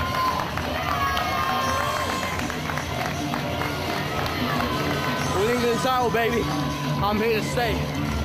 Once again, ladies and gentlemen, your winner and still All England champion, Leroy Kincaide. Wrestling fans, last night in Sudbury, the Iceman and Paul Travell finally met in a one-on-one contest. Iceman was able to secure a victory after illegally using Mr. Pointy, Paul Travell's barbed wire wrapped baseball bat, to his advantage. Paul Travell has complained to FWA management, and tonight they will meet once again one-on-one, this time in a hardcore rules, anything goes, Falls Count Anywhere match. Introducing first. Ladies and gentlemen, last night in Sudbury, as I pointed out, if you were not there, then you need to get hold of that DVD. Last night in Sudbury, it was supposedly a straight wrestling match, although that's not exactly what happened. The two of them brawled across the venue. Paul Travell hitting a tornado DDT off a wall. And yes, Mr. Pointy, the barbed wire baseball bat of Paul Travell's, came into play thanks to Greg Lambert. The Iceman used it to his advantage and gained a victory. Tonight, however, all is legal. All weapons are legal. It's hardcore rules. It's ultra violence. It is Falls Count Anywhere, and it is FWA. This hardcore match is over a year in the making, and there is nothing but pure hatred from these three. Greg Lambert giving us all a piece of his mind there, but there is nothing but pure hatred from these three men. Before this match begins, I feel it is necessary to warn any viewers at home of the violence you are about to witness. If you are watching this right now, and there is perhaps some young children in the room with you right now, it might be worth asking them to leave or turning this DVD off right now, because this is not going to be suitable for young children. This is not going to be suitable for those of a nervous disposition and those of a weak stomach.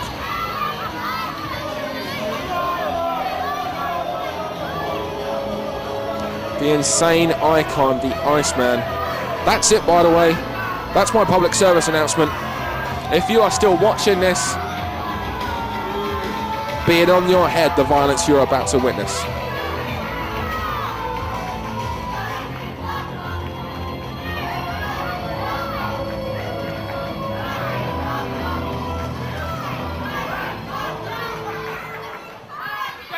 The Iceman accompanied to the ring by Greg the Truth Lambert, and it's all because of Lambert that we are at this situation right now.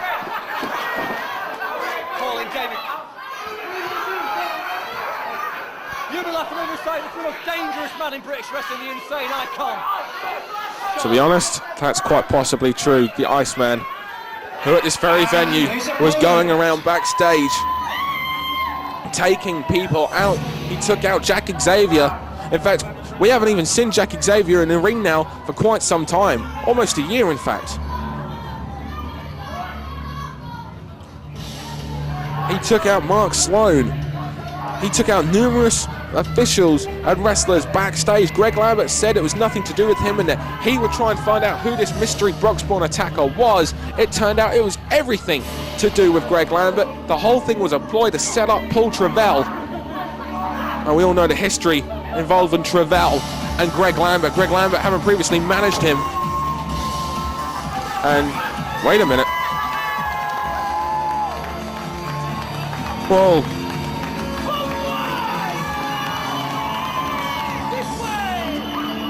Apparently we go this way. He is the righteous Paul. He's a little bit fruity, to say the least. He's a little bit nuts. He's basically not a bear. Mr. Pointy accompanying Paul Travell in an entrance. Well, this isn't the Pontiac Silverdome, and this isn't a certain event that took place there.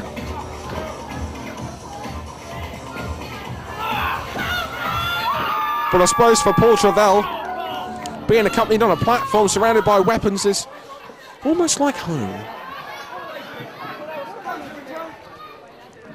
But the fun and games are now over, and Travell and the Iceman are now in the ring.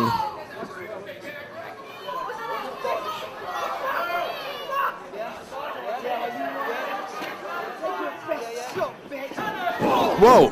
Well, we heard Travell there say, "Take your best shot," and then call him a female dog. Think I'm scared of you, big man. You're nothing to me. You ain't hardcore. Yeah. Okay, this could seriously get dangerous. They're now saying that the other isn't hardcore.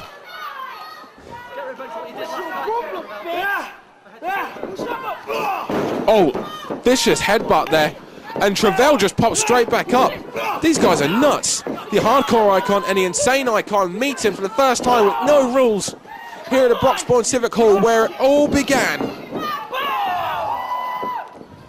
This match, over a year in the making. Iceman, Irish whipped into the ropes, back elbow. Don't be fooled, it's only a matter of time before this completely breaks down. You will not see any top wrist locks. You will not see any fireman's carry takedowns. You will not see any German suplexes.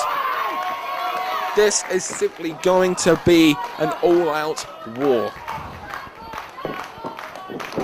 Iceman on the outside, he's not safe because the hardcore icon Paul Travell will do anything and even take out his own ligaments. And that somersault plancher to the outside, landing hard on the barriers on the outside.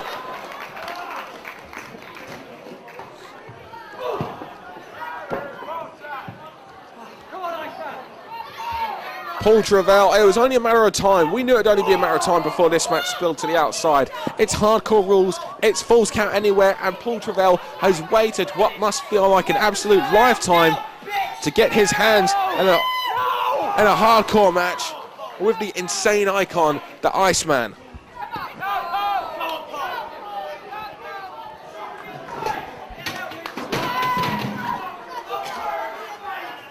And now, after taking a vicious chair to the back, we now see a dustbin lid. That's pure steel being used as a weapon. Even the fans are cowering away from this. They don't want to get anything near. And there's a traffic cone.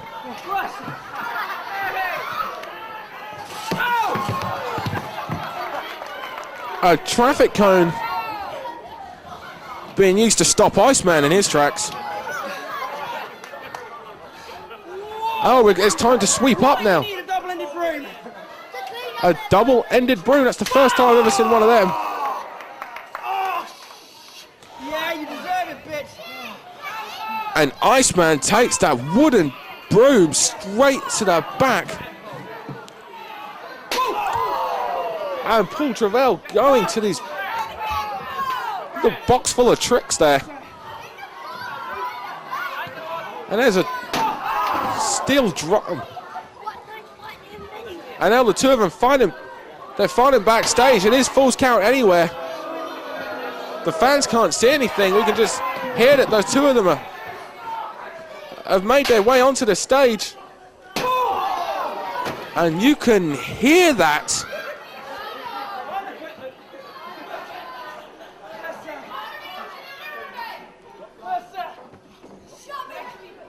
And they're just brawling all over the building here. The fans aren't safe. I'm glad I'm up here in the booth. Iceman cuts him up before taking another one of those shots with that drum. Knife edge chop there. Oh, shut up, Lambert. Shut up. Fans. Wait a minute, it seems like Iceman's already bleeding. I'm not quite sure what he's bleeding from, but... Oh, and in that time, during that time where Iceman took to talk to the crowd, Paul Travell set up him to hit another one of those. Whoa! Flying Frankensteiner drives Iceman head first into that floor. And now just throws a chair at the Iceman. And the building's just being taken apart, and now they're going outside.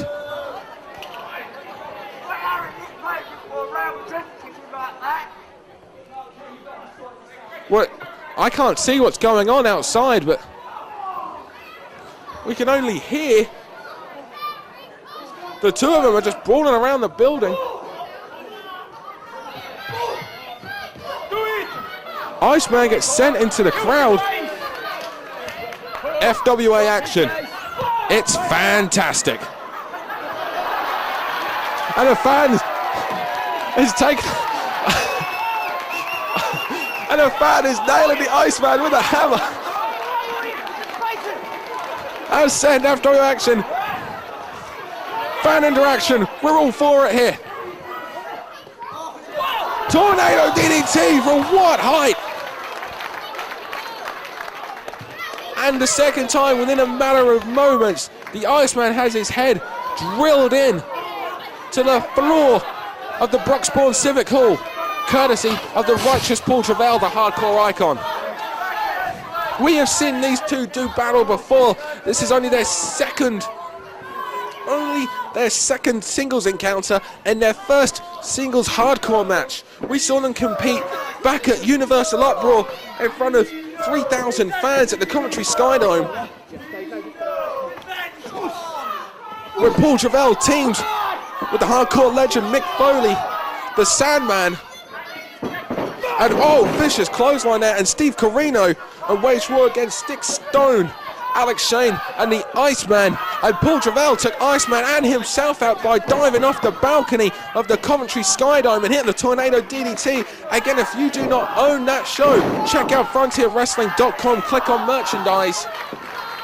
Make sure you check out that epic elimination brawl. And now Iceman signaling for something, and Greg Lambert brings out some scissors. We've hardcore Paul Travell. Really is. And some scissors. I said this wasn't going to be for a weak-hearted.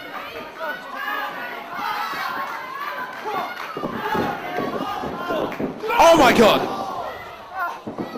Paul Travell takes those scissors and it's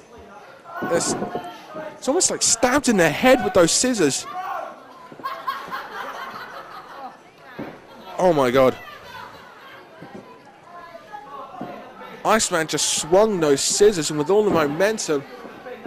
And now Iceman, who's already bleeding, and there's a second shot to the head with those scissors, and it seems like Travell is now bleeding as well. We're not even 5 minutes into this match and both men are bleeding profusely from the forehead, and now, no. Oh no. Oh, he's just grating those scissor blades into the forehead. Oh, this is disturbing. Oh, and look at the blood. The blood's just dripping everywhere from the head of Paul Travell. The scissors just... Listen to the silence. It's just being met with pure silence. The fans, this is just so violent. Even the fans don't know what to make of this.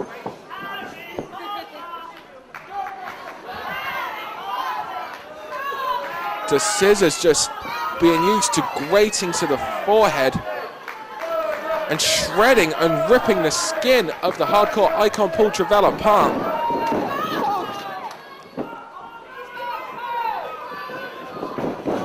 Oh, and the superior weight of that 20-plus stone man mountain. The Iceman now runs that knee into the face.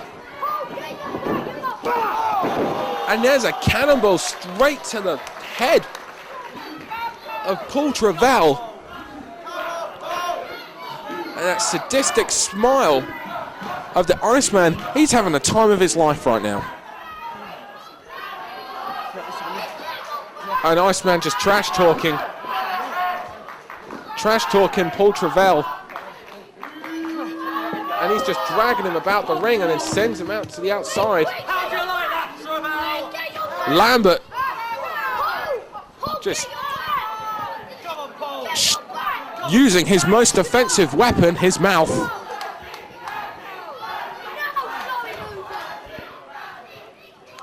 Travell on the outside there. It's only a matter of time before he's just lost far too much blood. And wait a minute. Travell was sent to the outside and... Well, Iceman can't see him. I can't see him. Lambert's saying he can't see him. Wait, Iceman says he's... I think Iceman thinks he's found him. He's going under the ring. Well, there's Full's count anywhere.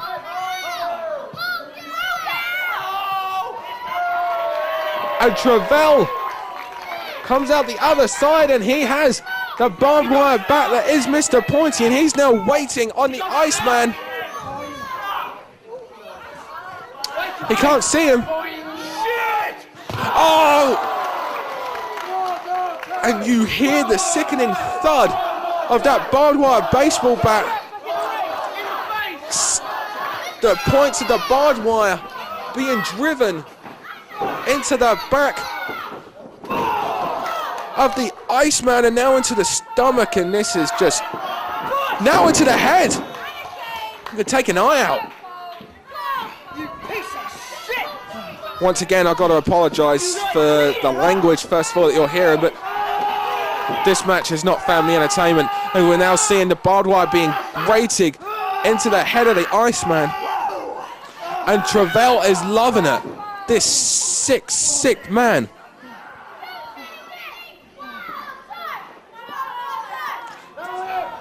You're insane, Travell. You're a lunatic. I really just first of all need to once again point out, if there are any youngsters in the room with you right now watching this, really you should think twice before continuing to watch this match, because this is just violence. And now Travell has got a bag there. I dread to think what's in it. What? He's holding it up. I dread to think this could just be... Oh, no. A bag full of drawing pins. Those pins. Look at them.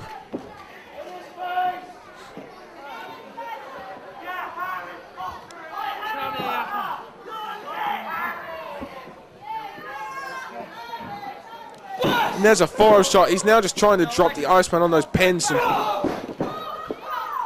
he's going to try and make a human pin cushion out of him and puncture every single part of the Iceman. Whoa! And the two of them now forearming one another, trying to get the other down. Oh, he's trying to crucifix him down. Wait a minute. Oh! And it's Paul Travell who introduced the pins into this match. Gets dropped down with all the weight crushed in between the stabbing effect of those pins and the weight of the Iceman. And you can see the pins in the arm. You can see the pins in the back. I think even Iceman took a few. Oh, and he's just gone into shock.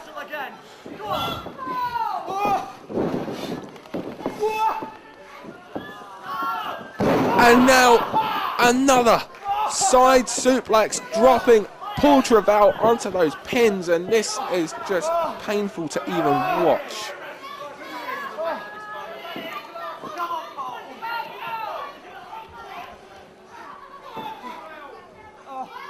I don't even know how to call this. This is just pure and utter violence. So wait a minute, Spinebuster!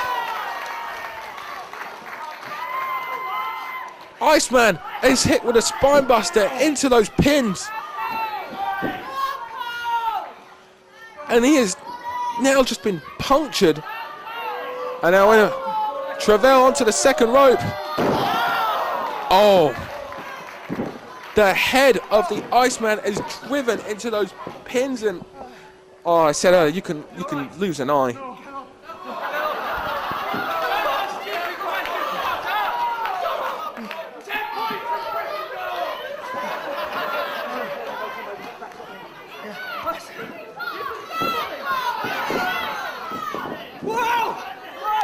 Backdrop to the outside. We saw some pins fly out of the back of the hardcore icon, and oh man, this is just... I've never seen anything quite like this. And you see Paul Travell trying to take those pins, remove them from his ankles, remove them from his legs, remove them from his head, remove them from his back, remove them from his arms. And now, wait a minute. That's what we did last time, we'll do it again, come on. Yeah. And again, as pointed out, this happened last time. Paul Travell was driven through that board, and now it looks like history is about to repeat itself. Okay, exactly what we did last time. Right, sounds good. This board is being set up. Come on. And look at the expression on Travell's face. Gotta wonder if part of him actually enjoys this. This is his world. Oh no, he's gonna powerbomb him. He's gonna powerbomb him. No, Travell holds on to that rope. He's not allowing him. Oh, and just dives in. Come on, Iceman. You can still Travell. on the board. Travell refusing to allow himself to be powerbombed through that board, and rightly so. And now Travell may be going for another one of those patented tornado DDTs. Go on, Iceman, through the board. Through the board. Oh no, he's going to slow through the board. Go no. Both men are trying to avoid being put through that board to the floor. They have taken thumbtacks, they have taken pins, they have taken scissors, they have taken chair shots, Come on, Iceman. they have taken barbed wire baseball bat shots.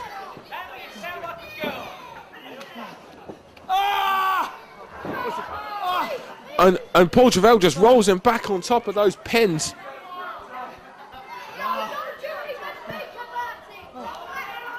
Travell top rope, and wait a minute, Lambert on the outside interferes and pushes Travell off. Doesn't realise that Travell landed on his feet. Forearm shot from Travell to Lambert. Just like last night, Travell has got hold of him. Travell just pulls him over the top rope. Lambert is in the ring. And now Lambert is slammed onto those tacks.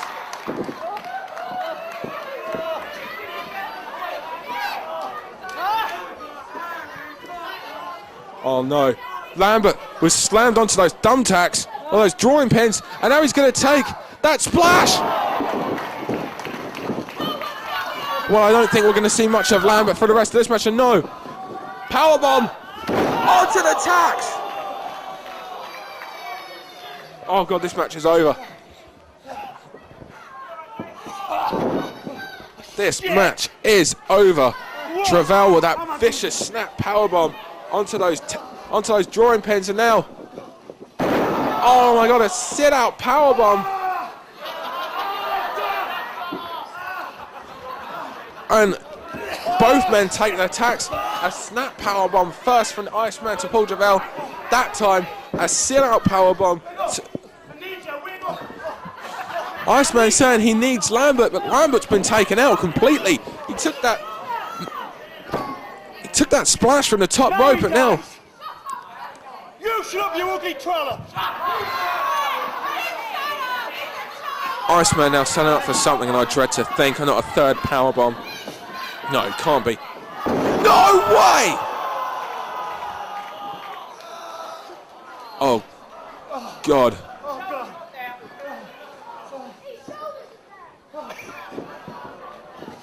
Silence has fallen on this crowd as move the bat on his shoulders. That bat was just stuck into him. I've never seen anything, and this is it. And the fans erupt as Travell gets the shoulder up. That was 3, 2. I'm at a loss for words here. That was the most sickening thing I think I have ever seen. There was no give. There was nowhere for his back to go except be crushed on that barbed wire baseball bat. We might as well finish the way we started. I have never seen anything like this. Travell's just dead weight.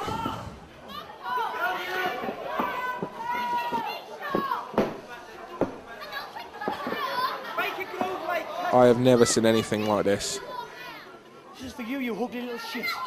And I gotta apologise for this. And he's going for another powerbomb. And Travell. Oh, both men go through that board.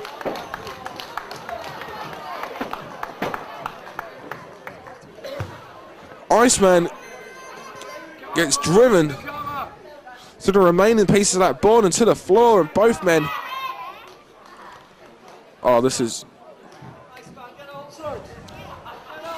The silence has just befallen upon this violent encounter.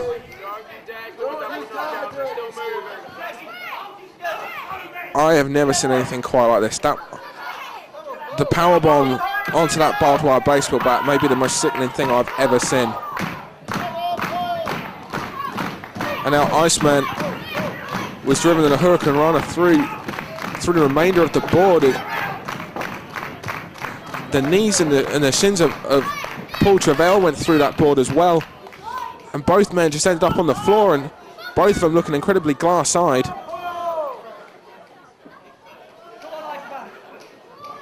Iceman's not with it. Seemed like he took a nasty knock on the back of his head on that floor from the apron from that hurricane runner from Paul Travell. And referee Steve Lipsky clicking his fingers trying to see if he's still in it. And now Paul Travell is climbing. He's crawling through the thumbtacks. He's crawling through those pins. Look at that. He's crawling through those pins to get it. Iceman is standing. as if he's crawling through fire. He is crawling through those pins to get it Iceman, and the referee is. Paul Travell would do anything to get at Iceman and end this match and put Iceman out of the business and end his career. And Ladies and gentlemen, the referee has ruled both men are unable to continue the match. Therefore, as a result of referee stoppage, this contest has been declared a draw. and the referee claiming that this match is a draw, as he believes that neither man can continue. See what you made us do, Travell. See what you made us do. Oh, good Lord. Iceman, who took a nasty knock on the back of his head after everything that both men, after everything that had happened during this match. Iceman took a nasty knock on the back, his head on that Hurricane Runner attempt to the floor.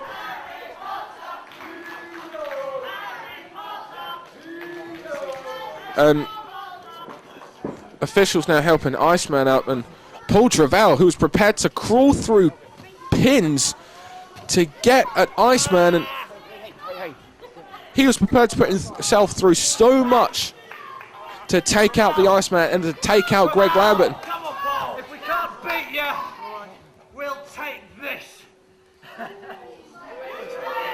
And wait a minute, Lambert's taken the barbed wire bat, and Paul Travell being helped up by the referee there to his feet. Oh, and swings at Linsky for ending this match in a draw. Where's my point? Travell asking for where's his Mr. Pointy barbed wire baseball bat. What he doesn't see is that Greg Lambert is actually taking him.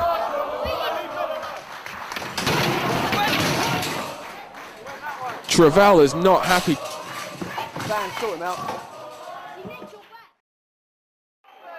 Then, ladies and gentlemen, boys and girls, without further ado, the following contest is set for one fall with a 60-minute time limit, and it is for the FWA British Heavyweight Championship. Introducing first. It is now time for the main event of the evening. The FWA British Heavyweight Champion Hade Vansen taking on Jonny Storm. Before we get to that, I can't help but want to again point out the carnage that we just witnessed. Following on from Paul Travell and the Iceman, Paul Travell went storming backstage, tipped the backstage area upside down, looking for Mr. Pointy, not realising that the Iceman and Greg Lambert have stolen Mr. Pointy, the barbed wire baseball bat of Paul Travell, and they left. They left. They didn't even go grab their stuff. They just heading straight out. So no doubt, you've got to wonder when the next time we will see the Iceman and Paul Travell go one-on-one in such a hardcore nature.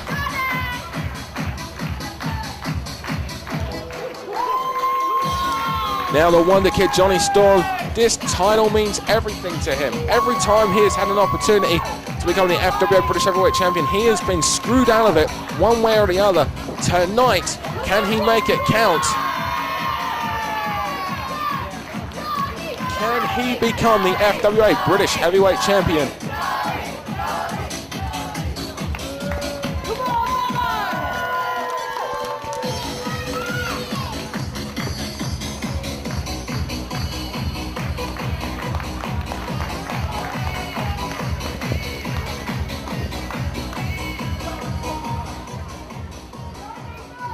Jonny Storm, #1 contender for this title. We saw already an altercation involving he and Hade Vansen, thanks to the Maxim magazine, who was being promoted. They're doing a big feature on the FWA, and that will be in the August issue, which will be out in July. Make sure you check that out, and a big thank you to those at Maxim for doing that.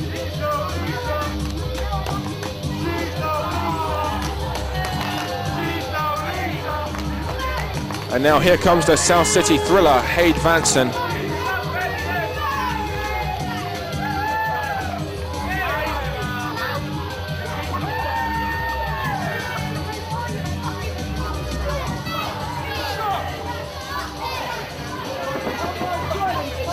Jonny Storm charging straight for Hade Vansen. Hade Vansen taking his time on his way to the ring. He's not rushing anything, and he shouldn't. This could be the last time he makes his way to the ring as the FWA British Heavyweight Champion. Jonny Storm has a world of experience over him. However, the difference factor is the young lady who is holding the ring ropes open there.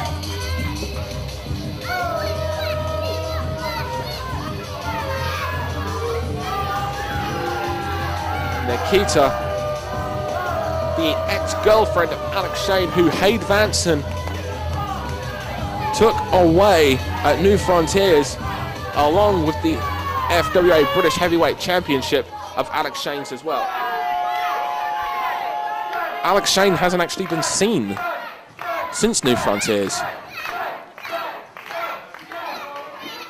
We know that Alex Shane, as a representative of FWA, went over to the United States. With a 60-minute time limit, and is for the FWA British Heavyweight Championship. More to follow about that following the introduction. For the contest, Mr. Andrew Quilden. Introducing first, to my left, the challenger. The man has wrestled all over the world, including Japan and the United States of America. He has held titles up and down the country and beaten all of the top names in British wrestling today. He is the #1 contender to the FWA British Heavyweight Championship. From Harlow and Essex, here is your challenger, the Wonder Kid, Jonny Storm. Show of appreciation from the fans here, getting behind Jonny Storm. They want to see Jonny become the FWA British Heavyweight Champion. And so do I, and I'm sure so do you out there watching this. Can't think of a man more deserving. This man was voted the UK Rookie of the Year after just 6 months in the sport. He went on to become the longest reigning All England Champion in history. He has also beaten every top name in British wrestling today. Tonight, he is accompanied to the ring by the Queen of Chaos, Nikita.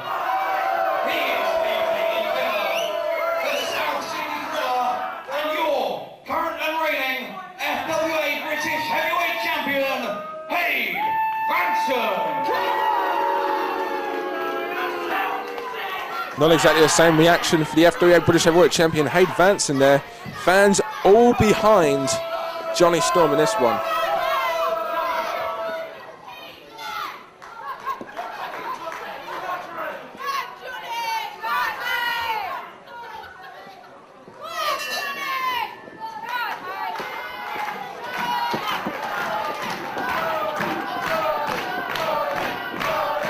The fans solidly behind Jonny Storm.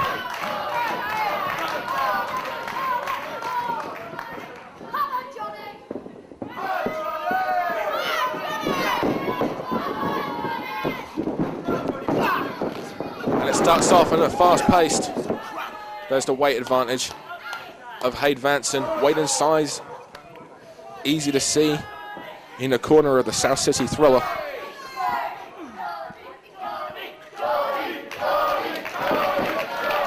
The FWA British Heavyweight Title means so much in this sport. It is the most prestigious title in all of Europe. One of the most prestigious independent titles in all the world. Notable former FWA champions include Doug Williams, Alex Shane, obviously, who that man took the title, Hade Vansen took the title away from. Jody Fleisch, who at British Uprising won the title from another British wrestling legend, the former Flash Barker. Christopher Daniels, the Fallen Angel, he was also a former FWA champion. Some of the most important and best names in the history of this sport have become the FWA British Heavyweight Champion, and Jonny Storm wants to add his name to that elite list. In fact, the FWA British title means so much that at No Limits 2, world-renowned superstar Billy Kidman has said he wants the opportunity to get a shot at the FWA British Heavyweight title, and understand at No Limits 2, he will be involved in the #1 contenders match. as will Jody Fleisch and the loser of this match. That takes place at No Limits 2 at the Culture Hippodrome. If you're not going to be there, make sure you get the DVD. That show will also feature wrestling legend Bret the Hitman Hart, Johnny Storm. He wants to make sure, wait a minute. Oh, Johnny Storm went for that trademark double jump somersault plancher. Nikita there blocked. Fans getting on the case of Hade Vansen. The winner of this contest will not have to defend their title at No Limits 2, but they will in fact be the tag team partner of Doug Williams as they take on the Pro Wrestling Noah Global Honored Crown Tag Team Champions Takeshi Morishima and Muhammad Yone. Oh my God! Hade Vansen powerbombs Johnny Storm into the steel ring post and drops him on that solid floor. And now Nikita on the outside, taking it to the Wonder Kid. Hade doing everything he can to make sure he keeps that title.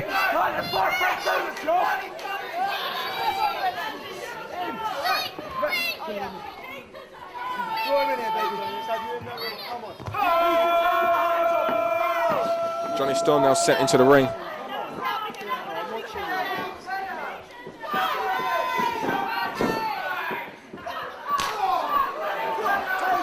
And here goes that series of chops and right hand.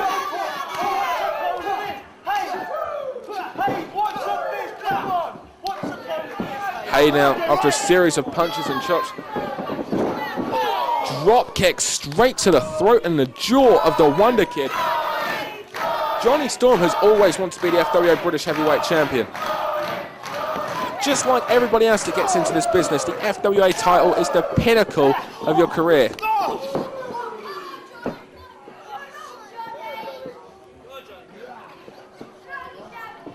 Irish whip, Johnny Storm into the ropes, clothesline, sends Johnny Storm inside out.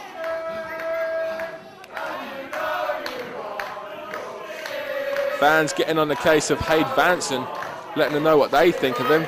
They even think they know what Hade Vansen thinks of himself. I don't think he does think that, actually. I think he has quite the ego. Hade Vansen now going for like a standing figure four there. Turns him over into an Indian deathlock and a variation of an STF.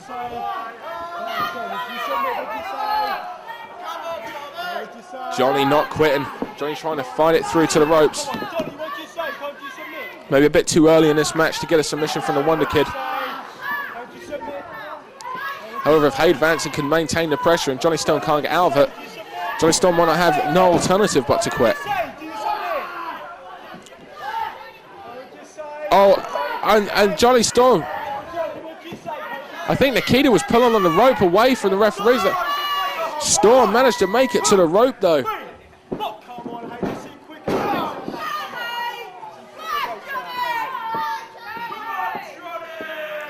Hade keeping on top of the Wonder Kid.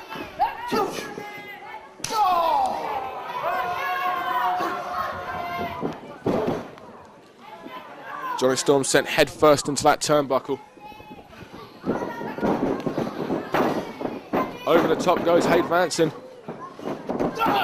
Charges in, however, met with an enziguri kick to the back of the skull. Johnny Storm signaling for something. Looks like the Stormster is gonna fly.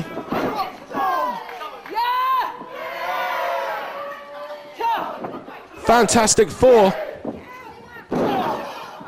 Dropped face first on the knee. Flying head scissor takedown. Getting the fans behind it. Fantastic show of technique, speed and agility there from the Wonder Kid. And the Wonder Kid back in charge. Dragon arm drag, trademark Johnny Storm move. This could be all. Hooks the leg, 1, 2, not a good cover though.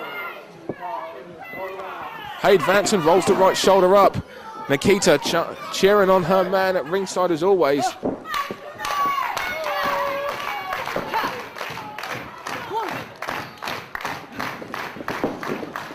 Double springboard, wait a minute. Jonny Storm was going for that trademark double springboard hurricane run here. However, there was Nikita holding on to the leg. Hade Vansen used the opportunity to just straight Yakuza kick Storm straight to the floor. And once again, the tide has changed. And Hade Vansen is in control. And it's all because of that wench on the outside, Nikita.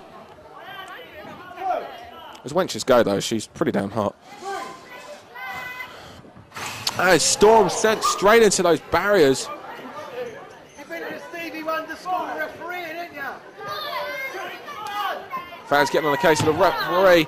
And there's a scoop slam on the outside. Again, no mats here. That's just solid surface on the mat. Solid surface on the floor.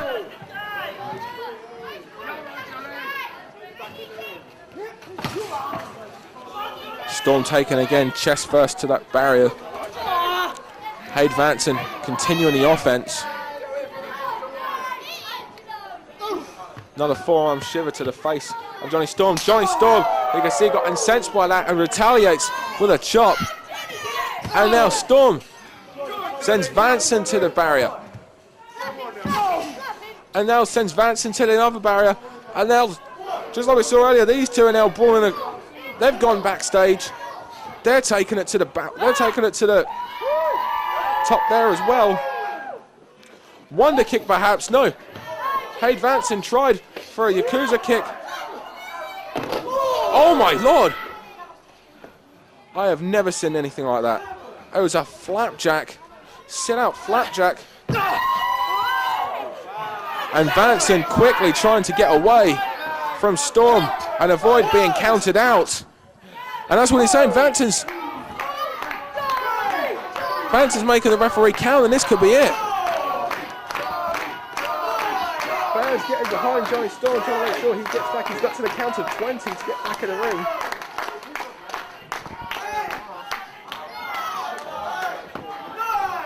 Go, Jonny! Go, Jonny! 11! Remember, there's a 20 count here in the FWA. Jonny Storm crawling on his hands and knees, trying to get back into the ring. He doesn't want to lose this opportunity. He doesn't want to lose another shot at the FWA British Heavyweight Title.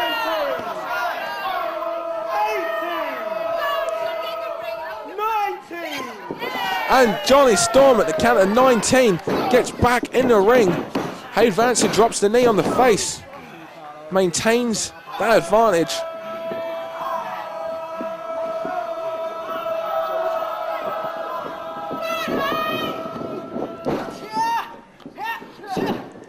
Storm tried to get the foot up. Vansen caught it. Storm, however, used the technique there. Travell suplex blocks. Vicious right hand, however, hits. Brainbuster. And like a cat, the Urban Assault Vehicle hits the top rope. Swan dive, headbutt, hits nothing but the mat. Both men down. Can Storm use this opportunity to get a second win? The next month and a half could be very successful for the Wonder Kid. If he wins this match this evening, he will become the FWA British Heavyweight Champion. That will be, and after last night, his victory against James Tighe and that tag team encounter, a victory now against Hade Vansen, becoming the tag team champion. If he does that and goes on to that tag match against the Pro Wrestling Noah Global Honor Crown Tag Team Champions Takeshi Morishima and Muhammad Yone, and gets the victory there, he'll then go to Morecambe and team up with Team FWA and take on Team All-Star for the British in the Federation Cup. It could be a successful 6 weeks for Jonny Storm. And Jonny Storm making a retaliation. We saw him finally hit that double springboard Hurricane Rana. He hit the Michinoku driver on Hade Vansen, which Hade Vansen hit to the Maxi Reporter Nick Lofty earlier. Lion Salt, K-Brother Moonsault there. Gets a 2 count.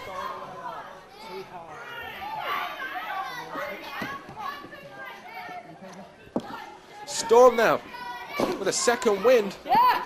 Fans getting behind the Wonder Kid, Jonny Storm. Irish whip into the corner. Hade Vansen reverses.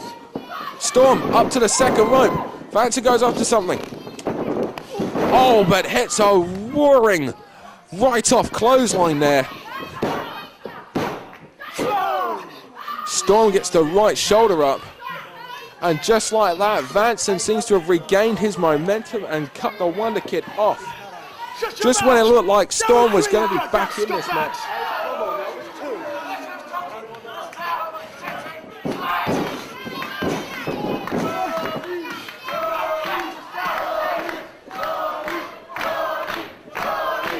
Fans firmly in the corner of the Wonder Kid, Jonny Storm. Everything to play for in this match, the FWA British Heavyweight Championship. I'm sure Hade Vansen, the last thing in his mind is losing the FWA British Heavyweight Title. Storm fighting back. Whoa, going for a body scissors there. Turn into a DDT, and Hade Vansen could lose the title here. No. Hade rolls that right shoulder up, almost an instinct there.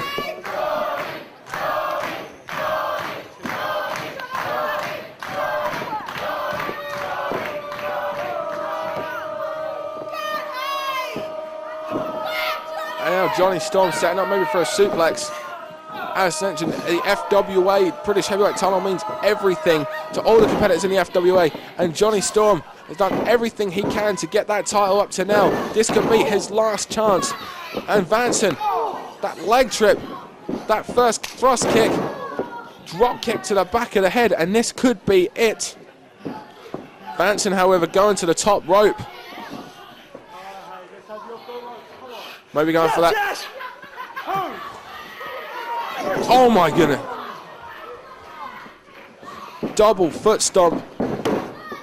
This could be it, crushing the insides of the Wonder Kid. Storm is still fighting. Any normal man would be down by that.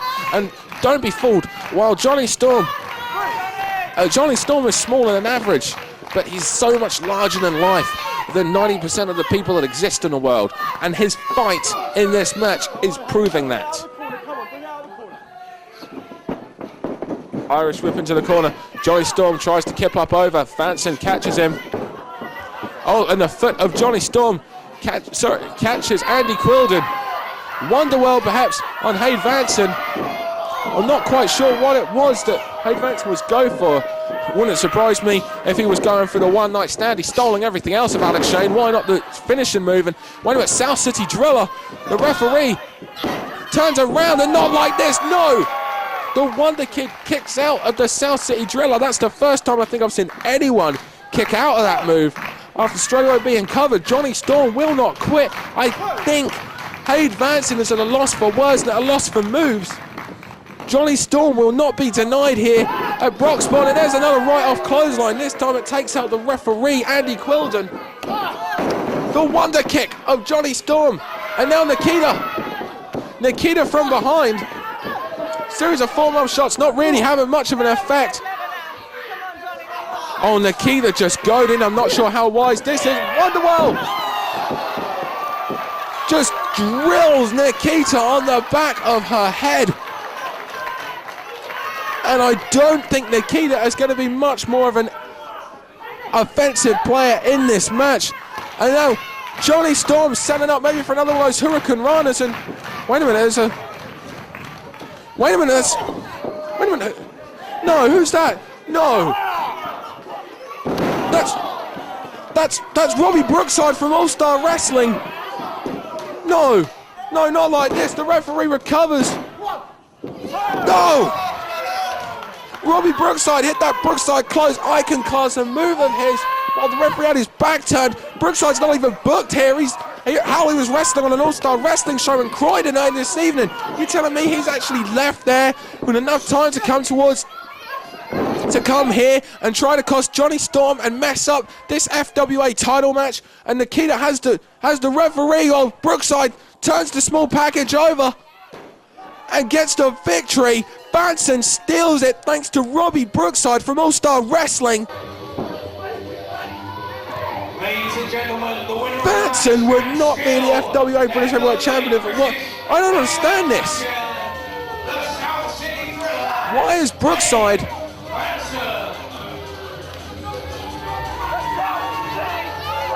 Why is Brookside even? Why is Brookside doing this? Security circling him, circling Robbie Brookside, are trying to keep him away, but they're not willing to get too close because he made it plainly obvious he's just going to hit them.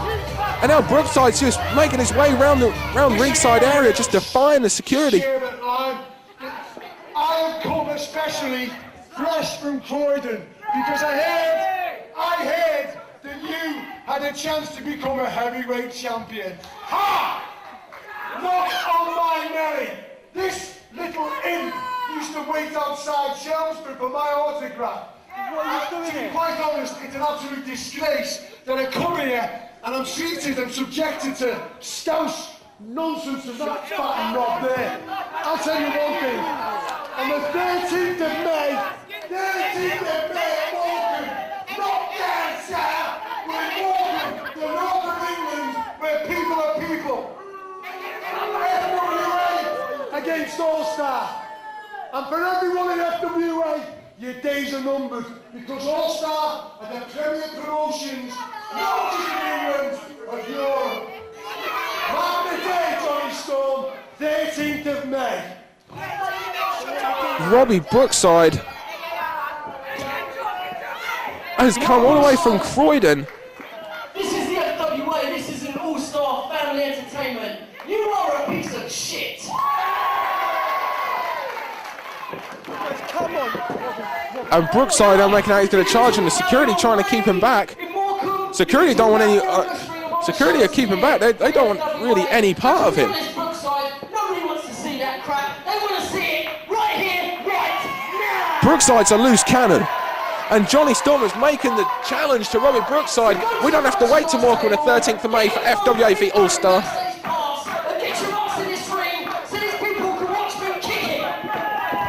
Robbie Brookside, no doubt a British wrestling legend, but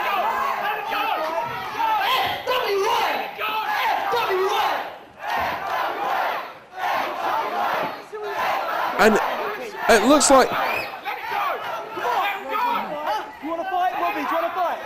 FWA seem to be all for this match taking place right now.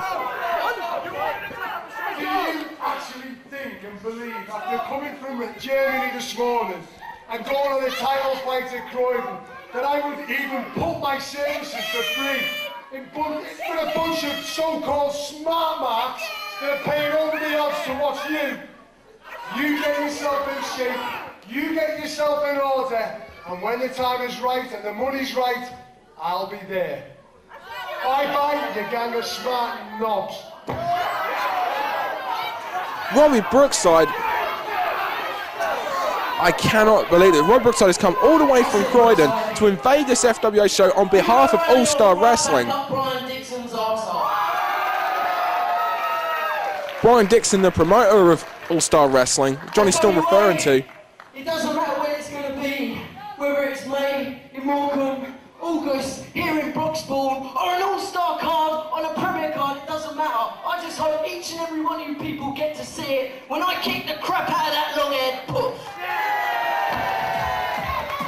Robbie Brookside cost Jonny Storm this FWA British Heavyweight Championship match, and now all eyes go to the FWA versus All Star for the British Inter-Federation Cup, where these two will be on opposing teams. And Jonny Storm will no doubt be looking for revenge.